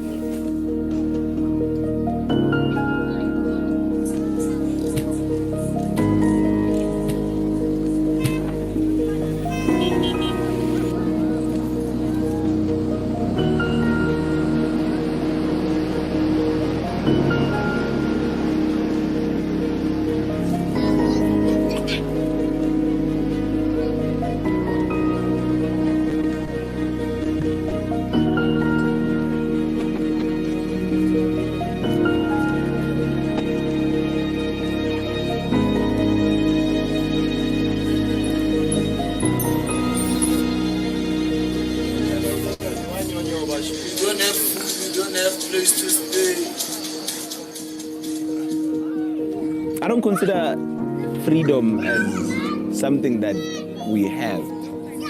I consider freedom as a state of mind.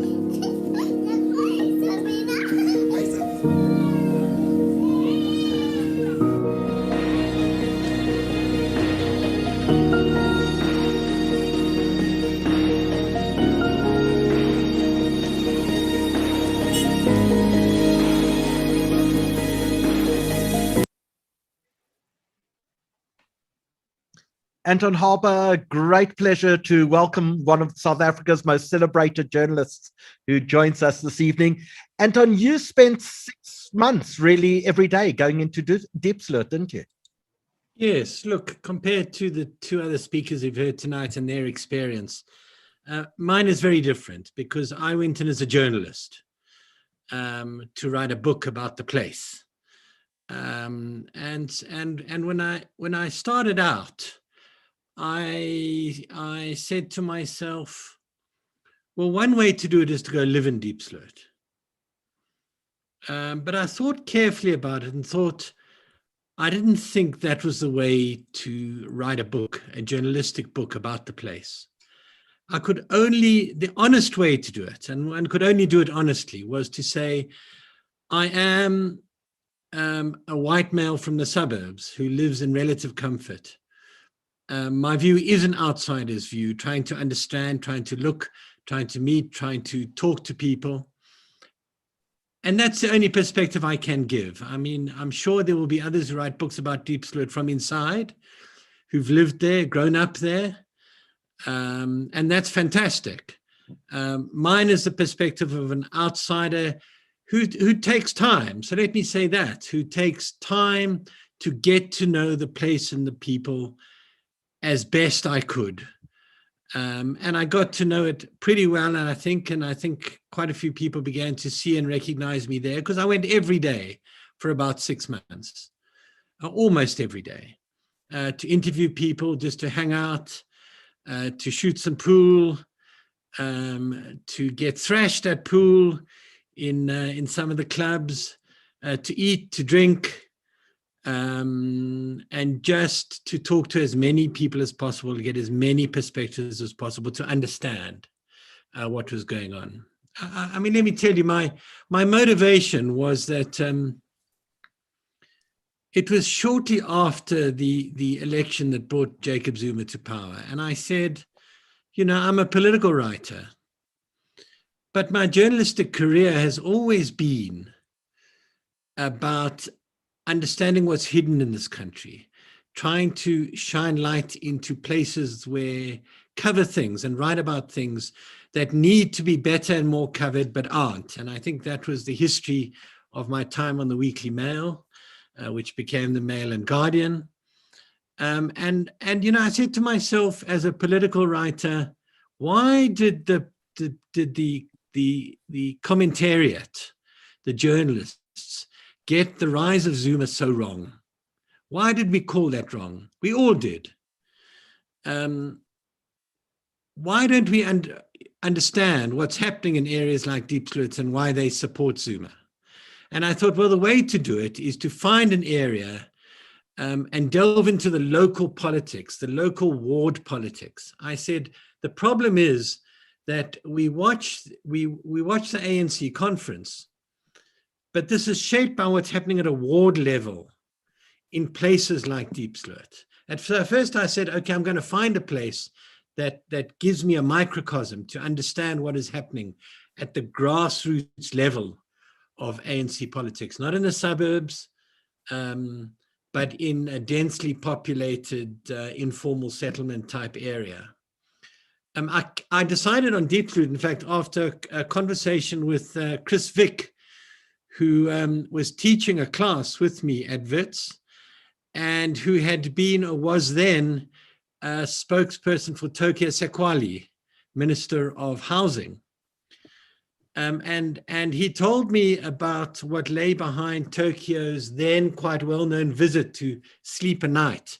Tokyo made a big performance of sleeping a night in the informal settlement in the middle of winter. He didn't quite make the night because it was damn cold.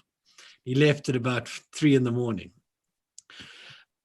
And Chris told me about the politics he had to negotiate to arrange this. And I said, that's my place. That's my place, because there's clearly an intense local politics.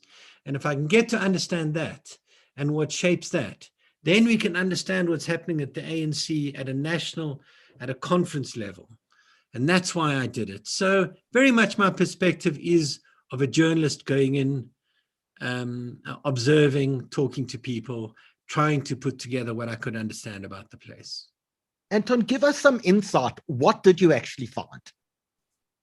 Well, you know, when I looked at my book again today, so my book Diepsloot was published, this book here was published in 2011. And when I went back to look at it today, I was struck by how the issues we are grappling with now around the functionality or dysfunctionality of the state, the divisions within the ANC, the patronage that seems to drive the ruling party. What I saw was those issues developing at a grassroots level in local politics. I don't think I fully realized it then, but certainly understanding the fights over control of local resources, the fight over control over the local ANC ward committee was a fight for control of the resources, the state resources that were made available through the city council and therefore through the ward councillors who held the key position. And as a result, there were deep divisions in the local ANC, and they were about fighting for access to those resources. So if I may interrupt with the question, were those resources being used for the benefit of the people in Diepsloot, or were those resources disappearing before people could actually see any benefit from it? So that's very interesting, and I wish there was a simple answer, but there isn't. Because I set out, it became clear to me that I had to understand very quickly the issues of service delivery. Why were they so slow in building houses, in dealing with electricity and water and crime? And why had the police station, after 7 or 8 years then, still they hadn't finished building it and opened it up when crime was so bad in the area? So I found I had to take a close look at the workings of the city. And look, they had built a number of houses in Diepsloot. There's no question they'd built a number of houses. And you've got to understand that Diepsloot has a number of different categories of houses. It's not one informal settlement. There's a very densely populated informal settlement where the bulk of people live. There's areas of what was called RDP housing, state built and supplied housing, and quite a few of them. And then there were some bonded houses of more wealthy people who could get a bond and build their houses. So it's a pretty diverse place, and that was the first eye opener to break through the stereotypes of what Diepsloot is and represents. Yeah. Sorry, Anton, do you, I was going to ask you if you think Tokyo Sequala was starting to look for the white spiritual boy trust, but I don't think it's a topic for this webinar. What all depends if he's been smoking Gigi's dacha or not. Yeah, no, so that's a whole webinar in itself. But do you, in your experience there, did you there's a debate that we often have amongst our friends, that part of the issue is an ideological issue, not just a lack of service delivery or a criminal issue, but an ideological issue on control and centralized control and governance. Did you see that in the politics of Diepsloot, or was it not as ideological? The political battles were not ideological. It was about fighting for patronage and resources. And so we've seen that play out throughout the ANC. But there was no question the ANC control of those resources was tight. And you had to be a member, you had to pay homage, you had to play that game to get access to that patronage and those resources, and you saw it at a local level. I met many good city people who were trying really hard to build houses and make things work. And I had to ask, why was it so difficult and why did it take so long? And people were pouring into Diepsloot all the time. So when they built houses, within months, there would be 10 shacks in the yard, because one way to survive and to get some income was to sublet parts of your yard and give access to your electricity and water and sell it. And that was a key way of both absorbing those numbers and people living off it. I did point to the fundamental problem with housing policy at the time, was that they built those one-size-fits-all houses. And it was clear that wasn't meeting the needs. So that was interesting. So that was kind of top-down. We're giving you these houses. And this is what they look like. This is the size. This is what's in them. But it didn't meet people have different needs. People need to sublet. People need to buy and sell houses, and you couldn't do that. People need big houses, small houses, double-storied houses. And you have to build for density, not spread out RDP houses. So all of these problems I could see as I spent time in the area, spoke to a lot of people in the city about how it was working and not working. That's fascinating, and it's a good segue into getting Gigi back on. And just Anton, just for personal, from the entire board of the Jewish Report, we're just so grateful for your help. We've met with you personally. Point everyone to the link to Anton's book. I can tell you the insights and just pure intellect that he's provided to us has been wonderful, and we thank you for that. And we look forward to chatting later on with you. But Gigi, that's a fantastic segue to the next part of our discussion with you on the need to sublet. And I know when we interacted with you that you spoke so deeply about the misconception of townships and the informal employment environment, and that we often look at informal traders and we feel sorry for them, and we think that they want a job. And maybe you can talk us a bit about the Kasinomics and some of the data that you have there. Cool. Can you see my screen, Gigi? Yeah, sure. Great. So in fact, I called my books about this business sector, Kasinomics and Kasinomic Revolution, because the name of the Kasi township is Kasi.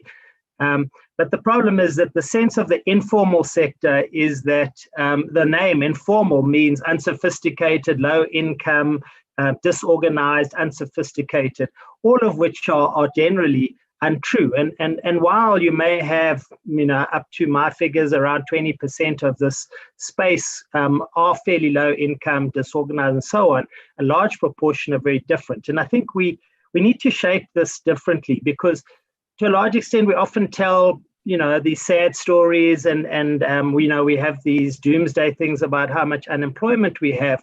And in the process, we don't really look at the success stories, and we don't actually look at the realities in many cases on the ground. In the process, we don't stimulate opportunities and how to grow the space. And just some examples, this Goko on the left-hand side of the image there, I call it Goko Delicious. And this Goko is in Van Willig Street. You take the kind of Gau train, which is this like space shuttle. You walk through Park Station and you enter Lagos, And downtown Joburg, is this just like this instant transition from the Gau train to this. And there's many people like this Goko. And Goko Delicious sells 3,000 vet cook, these kind of deep fried pastries every single day for R1 each. And she also sells, her and her husband, they've been doing this for 11 years. They also sell about 500 Rands worth of tea and coffee, cheese slices, polony, and so on. So they turn over about 3,500 Rand a day. They make a margin of about 50% on that. So they put in their pocket about 1,500 Rand a day, 6 days a week. And in fact, they're building a 2-story house in Soweto. And so they're doing very well. Below her, that little picture on the inset there is a 25-year-old girl from Limpopo, couldn't find a job when she moved to Joburg. So she started selling vet cook. She sells 6,000 vet cook every single day for R1 each, and a further about 1,000 Rands worth of tea and coffee and so on. She employs 4 staff, her brother and 3 others, and she makes herself about 2,500 Rand profit a day. And yet when we walk past these people, we go, our shame. We don't recognize them and give them the dignity and the respect of the fact that they run these great businesses. And the city of Joburg tries their heart out to get rid of them in the streets. And I was chatting to Goko Delicious and her husband and said, is this a job? And she said in Zulu, which means in Zulu, I work, I do not have a job. Because we created a society where a job is basically a pay slip. And if you don't have a pay slip, you don't have a job. In the center there is something called a kota. It's the hamburger of the townships. It's a quarter loaf of bread with fried chips, a slice of polony, and sauces and acha and so on. And until recently, we introduced cheese slices. I was asked by Parmalat in 2005 to introduce cheese slices into the townships. And I recommended the kota, and everyone was like, yo, what's a kota? Lots of explanations to a French company later. We launched cheese slices. And today, Parmalat sells 2.5 billion Rand a year's worth of cheese slices going into kotas and vet cook in the townships that never existed before. And many of these kota outlets make huge amounts of money and are very successful. I obviously often point out, of course, the kota is endorsed by the Heart Foundation and is Banting friendly. Just an example, I tell a story about a guy in Soweto who sells 200, he gets 600 loaves of bread delivered a day, and his staff peel 80 bags of potatoes to make these slap chips. If you ever think you've got a horrible job, you could be peeling 85 bags of potatoes by hand every single day, 6 days a week. Anyway, let's call him John. John sells 2,400 kotas a day. The word, of course, for kota comes from quarter loaf of bread, although it's written K-O-T-A. John, I went to visit, and he had this brand spanking new Jeep Cherokee parked there. And I was like, yo, I love your car. And he said, hey, it was difficult getting this car. So I said, yeah, I know, they're really expensive. He said, no, I had the money cash. He had this money cash, and he went to the south of Joburg, went to a Jeep dealership, and found the car he wanted, said, I'd love to buy this car. Is it available? I said, sure. Do you want to finance it? He said, no, I've got cash. So they said, no, you must go speak to the finance lady. So he went to the finance lady, and the finance lady said, gave him a form. He says, the madam gave me the form, and on it said source of income. And he wrote their kotas. And she said, no, what's a kota? There's no way you can make money from this. And she refused. And so he had to get a friend of his to EFT the money and so on.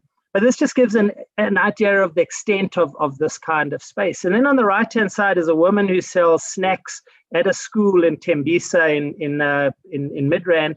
And she sells these snacks to kids. Most kids in township get pocket money instead of giving a lunchbox.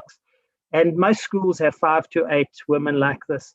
And I was chatting to her, I said, how long have you been selling there? She said, 25 years. I was like, you're on an upside down bucket and a plank.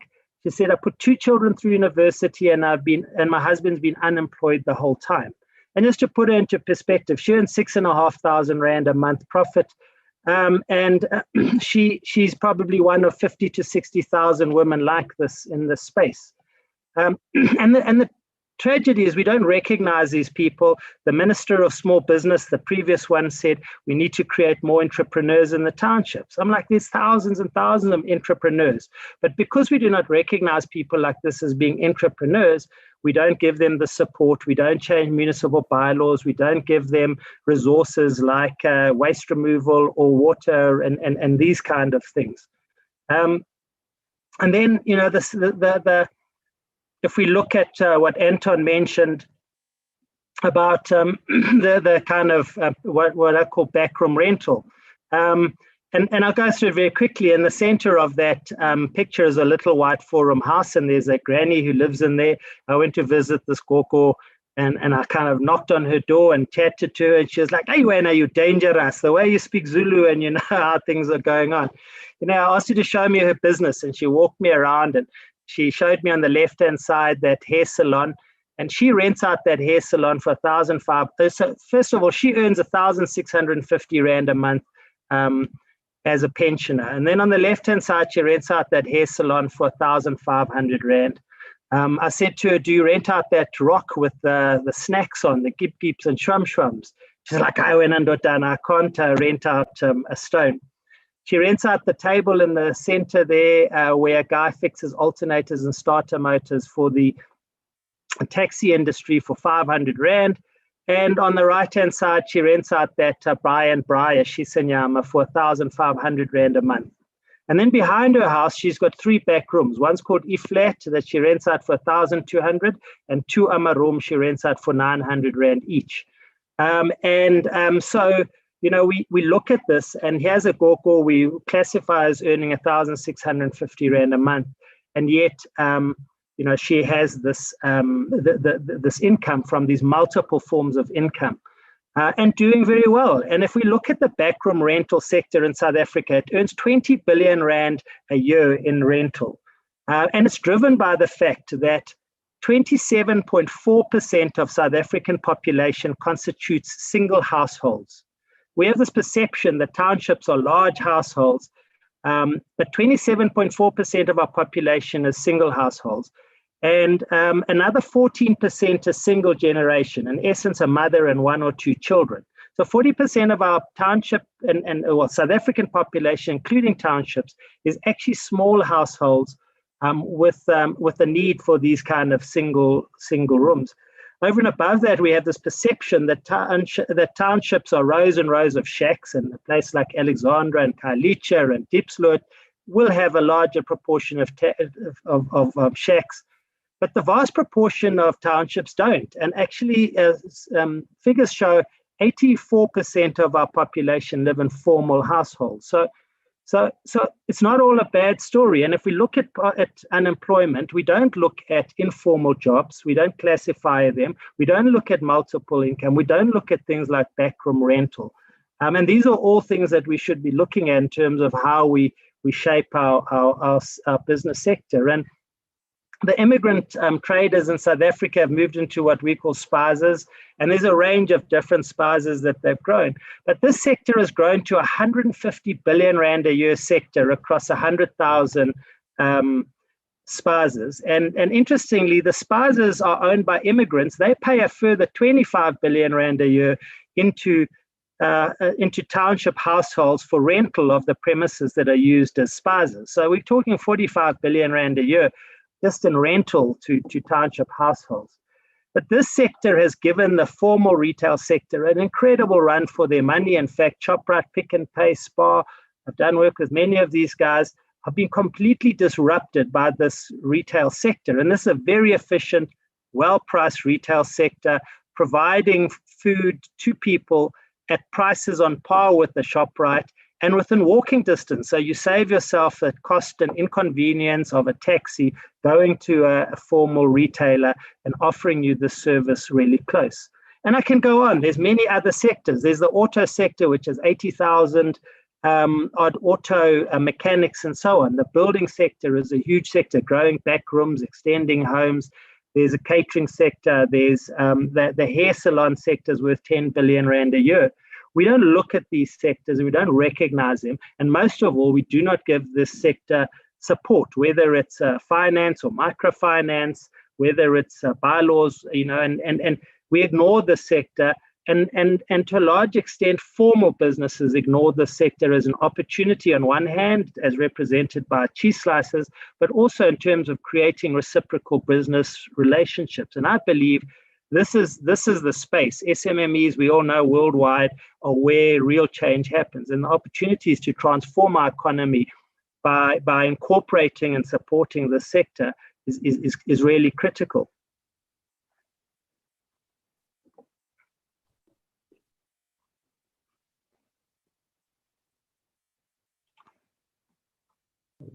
Cool. I thought I'll stop there, otherwise I'll carry on all night. And I'll... Gigi, that's fascinating. And I would like Jason and Anton to turn on their cameras as well so we can have a conversation, because I think they may have quite interesting insight about the sort of stuff they've seen in the areas where they've lived and worked. Anton, did you see similar sort of economies existing within Diepsloot?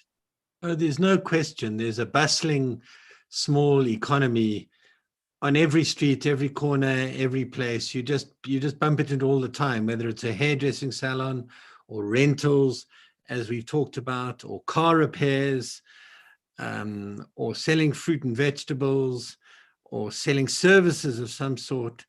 Everyone has to make a living, and many people do, because they can't rely. There aren't enough of the formal payslip jobs.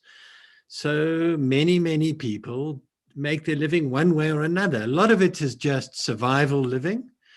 There are those who do incredibly well, and you see some huge houses in Diepsloot, for example, where somebody who owns a building business, for example, has a large and luxurious house in the middle of the informal settlement.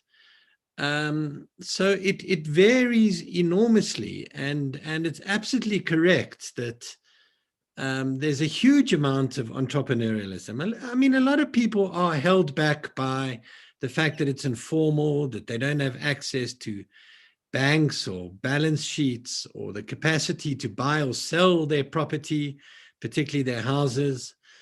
A lot of the red tape. I mean, I recall one guy I spent time with who ran a lawnmower repair business in a room he rented, and he knew he was kind of held back because he was out of the tax world, and so had to avoid that machinery and that red tape, and he didn't have the capacity to take his business and legitimize it so that it could grow, and there weren't many resources to help him and enable him to do that. The official structures were an impediment, not an assistance to his entrepreneurialism. And I think that fits with what Gigi's saying. Gigi, so we have questions coming in. A lot of people are asking of whether these people fall within the tax net or not. Or is this something that SARS knows about, doesn't know about, cares about? That's the one question. The second question is, does this mean that the unemployment rates that we hear in official government statistics are in fact nonsense because so many people are employed within the informal sector? Cool. So to come to the SARS issue in a roundabout way, the Joburg fresh produce market turns over about 6 billion rand a year. They turn over 470 odd million rand a month, and they have about 20,000 traders who buy there from large supermarkets and like fruit and veg city all the way down to hawkers. 60% of the turnover of the Joburg fresh produce market comes from informal traders. And in the first 2 days of lockdown, the hawkers and informal traders were not allowed to buy at the market. And and over those 2 days, the municipal market lost 40% of their turnover. Can you imagine the impact on the agricultural sector if you didn't have that informal sector that's consuming those potatoes and cabbages and tomatoes and so on? So, we need to consider the impact of this informal sector on everyone from the farmer to Tiger Brands to Unilever. They are vast consumers of products. And one hopes that Unilever and Tiger Brands and all those people and Coca-Cola and so on are all paying the taxes that they should from those purchases. The second thing for me is that this sector are net payers of VAT. They do not claim VAT. So they are all paying 15% on their purchases and doing no claiming back on the VAT. Most of the formal sector, be it a supermarket, a chemist, a bakery, whatever it might be, are claiming their VAT back. So there's a net benefit of that to the fiscus. The third thing for me is that the reality, and there's an amazing example in the Warwick Street Triangle, which is a huge hawker market, where those hawkers, through an organization called a Sietafleni, an NGO, actually got the hawkers to work with the hawkers and the city council for them to pay rent on the spaces and for the city council to provide them with the services that they should. And over a period of time, those people pay about 180 Rand to 200 Rand per square meter for their little piece of pavement, in other words. Now, if you go to Melrose Arch, you probably pay, 350, 400 Rand a square meter for a service office. So it's actually exorbitant to be paying that money. But these people control the crime. There's no litter in that area. They pay the rental. And the point is that if we found ways, and the International Finance Corporation did some research, which is part of the World Bank, with about 2,500 informal traders, small businesses in end of 2019. 3% of them said that they were using cash, as an example, because they were trying to escape tax. Almost all of these businesses, if you had this kind of ability to get finance by having books or paying tax and so on, would be part of the tax system. So we need to it's not because they're just trying to duck and dive it, but they're actually not part of it in any form. And in Rwanda, it takes you 4 days to register your business for CIPC or the equivalent. In South Africa, it takes 40 days. So you want people to register for VAT, for tax, for whatever it might be, then you have to create an enabling environment for small business, be they formal or informal. So the last thing I want to say is that if we genuinely had 30% unemployment, as in no form of income, then there'd be a raised earth. We would have people bashing down our doors. There'd be people starving. There'd be crime at a level we don't know. If 1 in 3 people were unemployed, that would be the reality. We all underestimate the debt we owe these informal small businesses in the sense that they are sending their kids to school, they're buying goods and stimulating the economy. They are, living these lives, building their houses. Look at Cashbuild. Look at Cashbuild's financials. Cashbuild is a cash business based in townships, doing incredibly well. Why are they doing incredibly well? Because they're selling for cash, building material to people building those backroom houses, extending their forum from a forum to a bigger house, and so on and so forth. So the reality is that this informal sector is also sustaining our economy and sustaining parts of our economy that the formal sector and the government would not be able to sustain. And if they were not able to sustain them, there would be chaos. What was my, which question have I not answered? So Gigi, I remember one of the things that you said was another point, and I must say I'm in the mass market, not in the informal market, but the same people are buying, trying to protect their families through insurance policies, and they really are a significant and fundamental part of our economy. But one of the things that you said is that they're so connected to the consumer, actually, if you go to an informal settlements environment, it's like much more consumer orientated. You can buy one cigarette and you can buy like things really consumer centric, which could have a fancy name if Goldman Sachs or McKinsey's did the consulting. Our friend and fellow board member asked a fascinating question online, Herschel Jarwitz, and he said, does an informal trader have an aspiration to grow his business and to move out of the townships, or are they quite comfortable there? And maybe I'll ask all the questions so far that there were. How do they cope with the xenophobia? And what do they do with the cash that they make? Like, how do they prevent themselves being robbed? Maybe if you could answer those three questions for us. Yeah. So the tragedy about our government and this Department of Small Business Development is every one of these businesses wants to grow their business, and Anton hinted to this thing about title deed and stuff. How do you if you want to be able to grow your business and then be able to sell it, and if you've got no security of tenure, you've got no title deed, you've got no rights to operate your Vetkoek outlet or your Kota outlet and sell it and be able to move on. But most importantly, what we found, and with that Parmalat project, we had a project called Parmalat Puma Pambili, which was in essence, if you bought Parmalat cheese slices, we invested in your business and we would help you with fridges, with tables and chairs, with branding and so on and so forth. We found that the average Kota outlet could literally double their turnover within the space of a couple of months to a year by literally being invested in, because the primary issue that faces small businesses, which will be familiar to anyone in business, is cash flow. And the Somalis and the other immigrants who've moved into the spaza sector, or what I call spazarettes, more supermarket type spazas, have been successful because they've capitalized their businesses. They put money together in clan networks and so on. And they're much more around that kind of thing. So they've capitalized their businesses and invested that money in extending their shop from a little hole in the wall to a supermarket. They've invested in stock and so on. The typical township outlet, informal business, South African owned, just doesn't have the access to any form of kind of cash flow, terms, rotating credit, the ability to get a home loan to extend their house to do back rooms. If you want to do back rooms, you go to the Stokvel, or you do what I call brick by brick home loans. You buy a brick a month or a bag of cement a month until you have enough, and then you build. So so these are the issues in that space.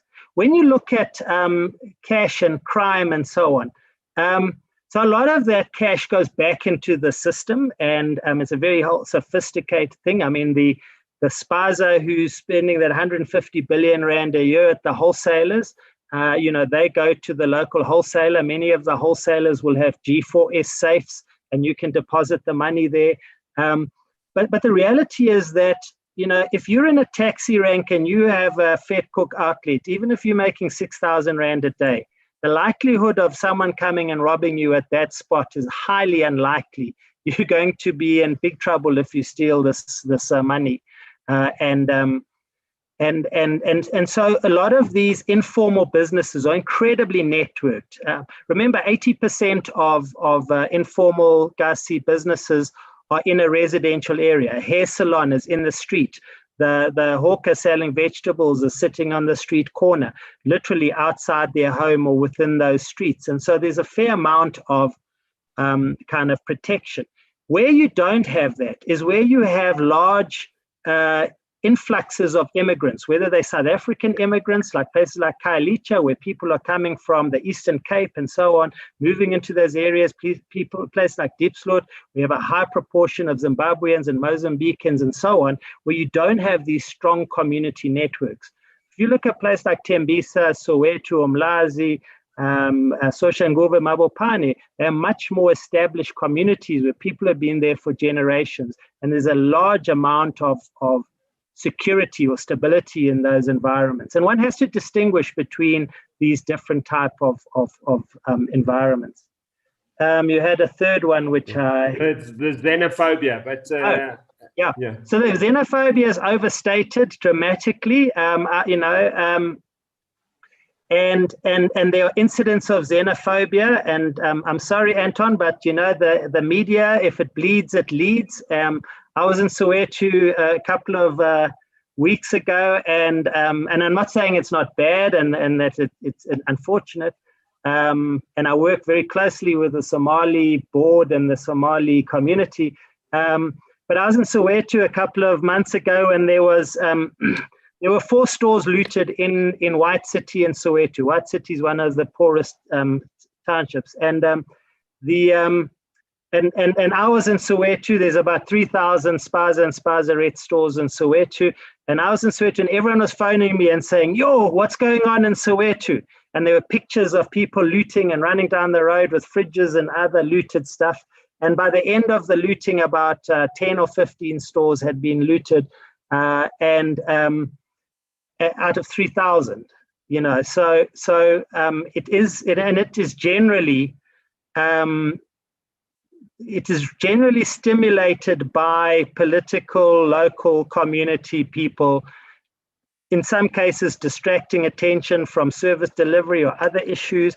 In some cases, it's petty crime that goes wrong. But as within the total environment, it's not a everyday occurrence, not a common occurrence. There are bursts of it, spates of it are happening in Durban in the last few weeks. But out of 100,000 outlets and however many townships, it's happening in KwaMashu or Claremont.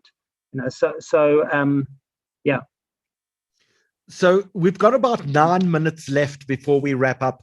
And I want to touch on a bit about not just economy, but about politics as well, because we're heading to local government elections probably in November this year. And I want to start with Jason. Have you had political conversations with people in the townships? And what are their views about what's happening in South Africa? What are their views about the ANC? What are their views about Jacob Zuma and Cyril Ramaphosa? I've had definitely some political conversations, and I'd like to get into more of them. My sense is that it varies from person to person. Some people are, further left on the political spectrum and, may want to vote for an EFF. They believe some sort of revolution of sorts is kind of required, or some really big policy changes.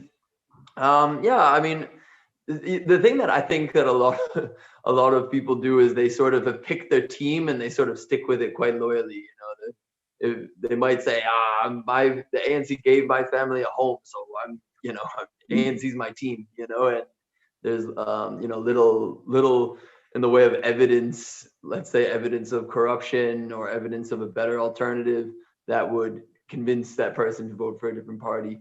I'm curious to hear what the other panelists have to say on it as well. I think the numbers already are, evidence enough that, DA is not particularly popular. But, I think when it comes to, say, a lot of the policies, that, for instance, the DA is about, I think if more people got into the nitty gritty, they might actually they might actually lend their vote to, say, the DA, but I think that there's just a lot of kind of allegiance to teams. I don't know. I wonder if the other panelists agree with me. My sense. Well, let's throw that to Anton. Anton, is Diepsloot ANC for life?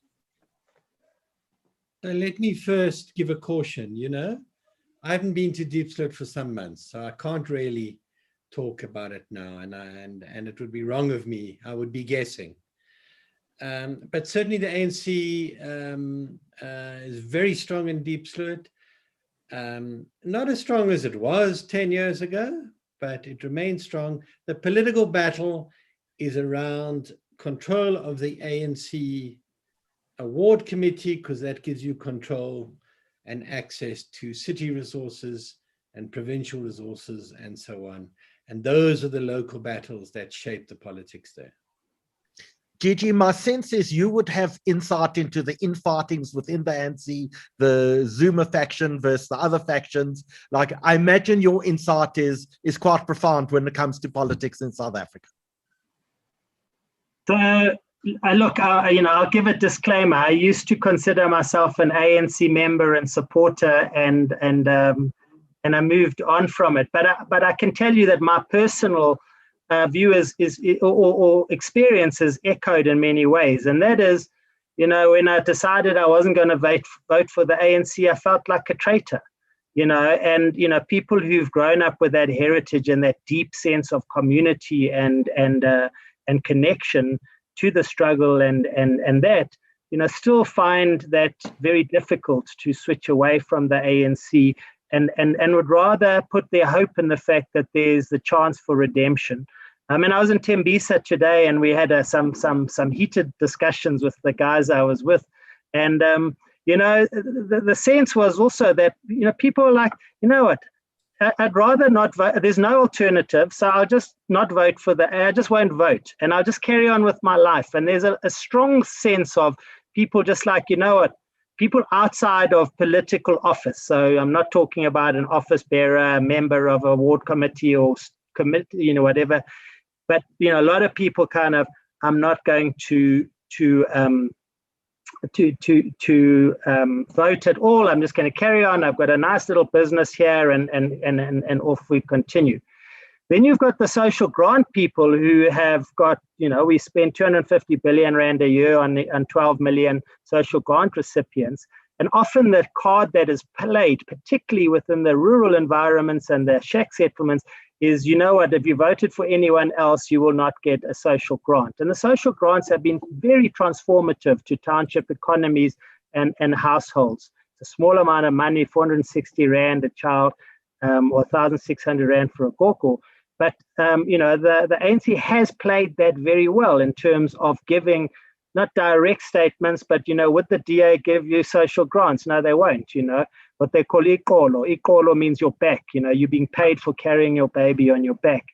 So there's that dynamic as well. And then the third dynamic, if you look at the whole Zuma shenanigans, and I hinted about it earlier, is a very dramatic difference between the black middle classes, particularly township-based middle classes. And townships have transformed to suburbs to a large extent, but those black middle classes are strong, kind of, call it Cyril and that kind of urban ANC. And then you have a very big sector, which is either rural and peri-urban sector of the population, who are very strongly rural. And I could go on for ages. If you're a tribal Zulu, the big man, the king, the chief, whatever he might be, can drive a Mercedes. And what's wrong with that? Just a funny story. I went to join the Shembe religion. There's about 3 million Shembes, and they wear these white cloaks, and they have this pilgrimage every year, and they climb the sacred mountain, and about 100, maybe 200,000 people walk barefoot for about 10 kilometers and climb this mountain. It's an amazing experience.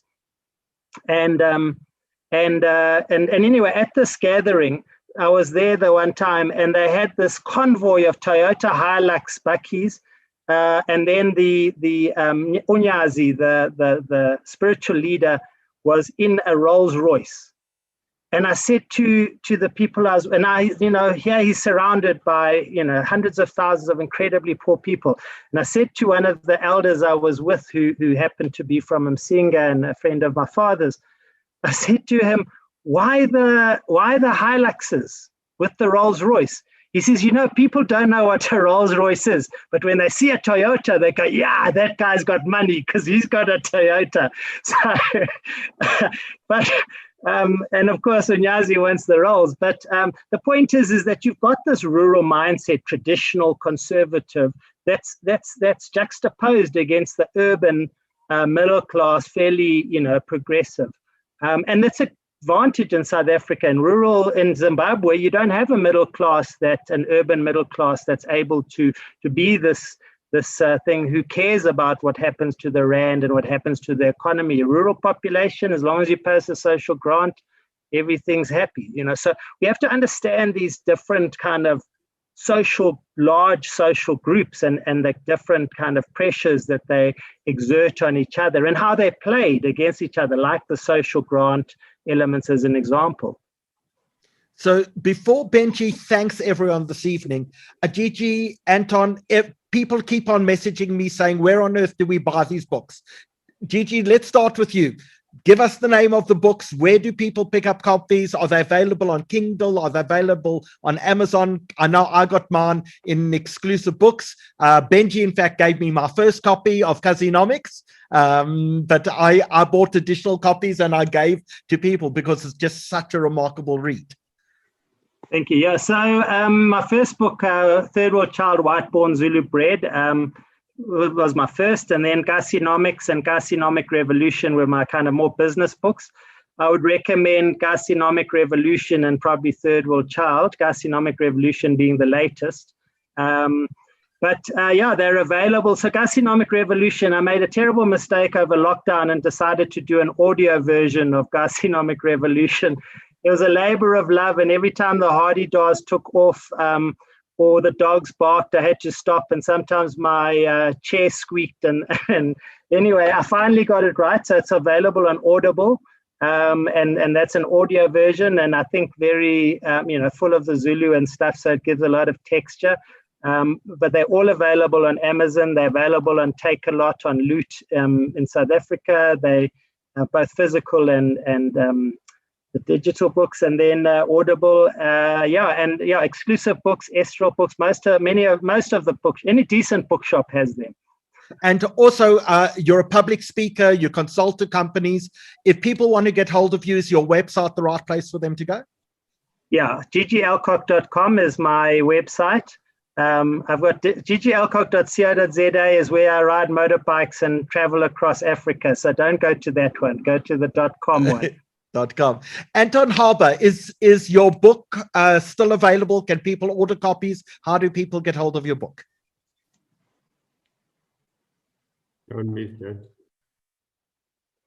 Let's unmute Anton. Sorry about that. Diepsloot is out of print, so it's hard to get a print copy, but ebooks they're available on Amazon and elsewhere. The book I did last year is in the bookstores now. It's called So For the Record. It's about South African news media in the last 10 years. It's about South African journalism. And I've done various other books, most of which are available in places like Amazon or Take a Lot. Fantastic. So we just look up on Amazon or Take a Lot. We look up Anton Harber. They're all remarkable reads. Thank you so much, Anton. Jason Woolf, you starting a program. You're going to take people into the townships. How do people get hold of you? Tell us how we hop onto the Volvo bandwagon. Yeah, no, thanks. So I've just dropped the link in. You'll see my announcement to Langa intro video there. That gives a little context on how I have actually over the past couple of years been bringing guests into the townships through my tour operator side-by-side experiences. But yeah, what I'm doing now is creating a new channel, which is really a show, to depolarize South Africa. So I'm going to be, releasing episodes on Instagram. So please do go give that account a follow. I'll really appreciate that. And yeah, thanks once again for the opportunity. Thank you. Benji, over to you. So I've had an experience hearing Gigi, as I've mentioned, and just to hear Gigi again and Anton and Jason and people who take the time and the effort to actually immerse themselves in our beautiful country. And Gigi's got a wonderful expression. He says, Africa is a country of people, and he says it's a human continent. Gigi, if I've quoted you correctly. And what's beautiful about humans is that we're blessed with connections, and you guys have really illustrated how we need to think differently and how do we need to think of our country and look in the mirror and not just out the window at all other environments, which sometimes we find easier. There was a very interesting question that was posed last, which said, is there a connection between the ANC and informal governments and all of those sort of things? And I think that's part of these guys' quest, is to make that more connected, that we actually understand the benefit of what the informal environment, the township environment, and just the time and effort that all three of you take to educate our country. I can't thank you enough. I can't thank you enough for being on our webinar. These conversations are vital in building this rainbow nation that we do have a dream of, and that sometimes feels quite far away. And just the work you guys are doing, you patriots, and thank you so much. And we really appreciate the time that you've come. You can see some of the comments coming through, and I couldn't endorse that more. And again, thank you for your time and effort. I think my favorite comment is probably from Fran Rubin, who said, fascinating to learn about my own country. And that's absolutely amazing. So thank you to all our guests this evening. Please leave us a comment in the chat section, whether you're watching on Facebook, Zoom, or YouTube. Please also don't forget to sign up for our South African Jewish Report patron. You can become a patron of the South African Jewish Report for a mere 180 Rand per month. We really need your help and your support to make sure that we continue with these webinars and continue to deliver you a world-class newspaper in the South African Jewish Report. We're going to close out with our patron advert again, and we'll see you again Thursday night, where we're going to be talking about South Africa literally on fire. Good night. Thank you all. Thanks for joining us. Cheers, guys. Thank you so much.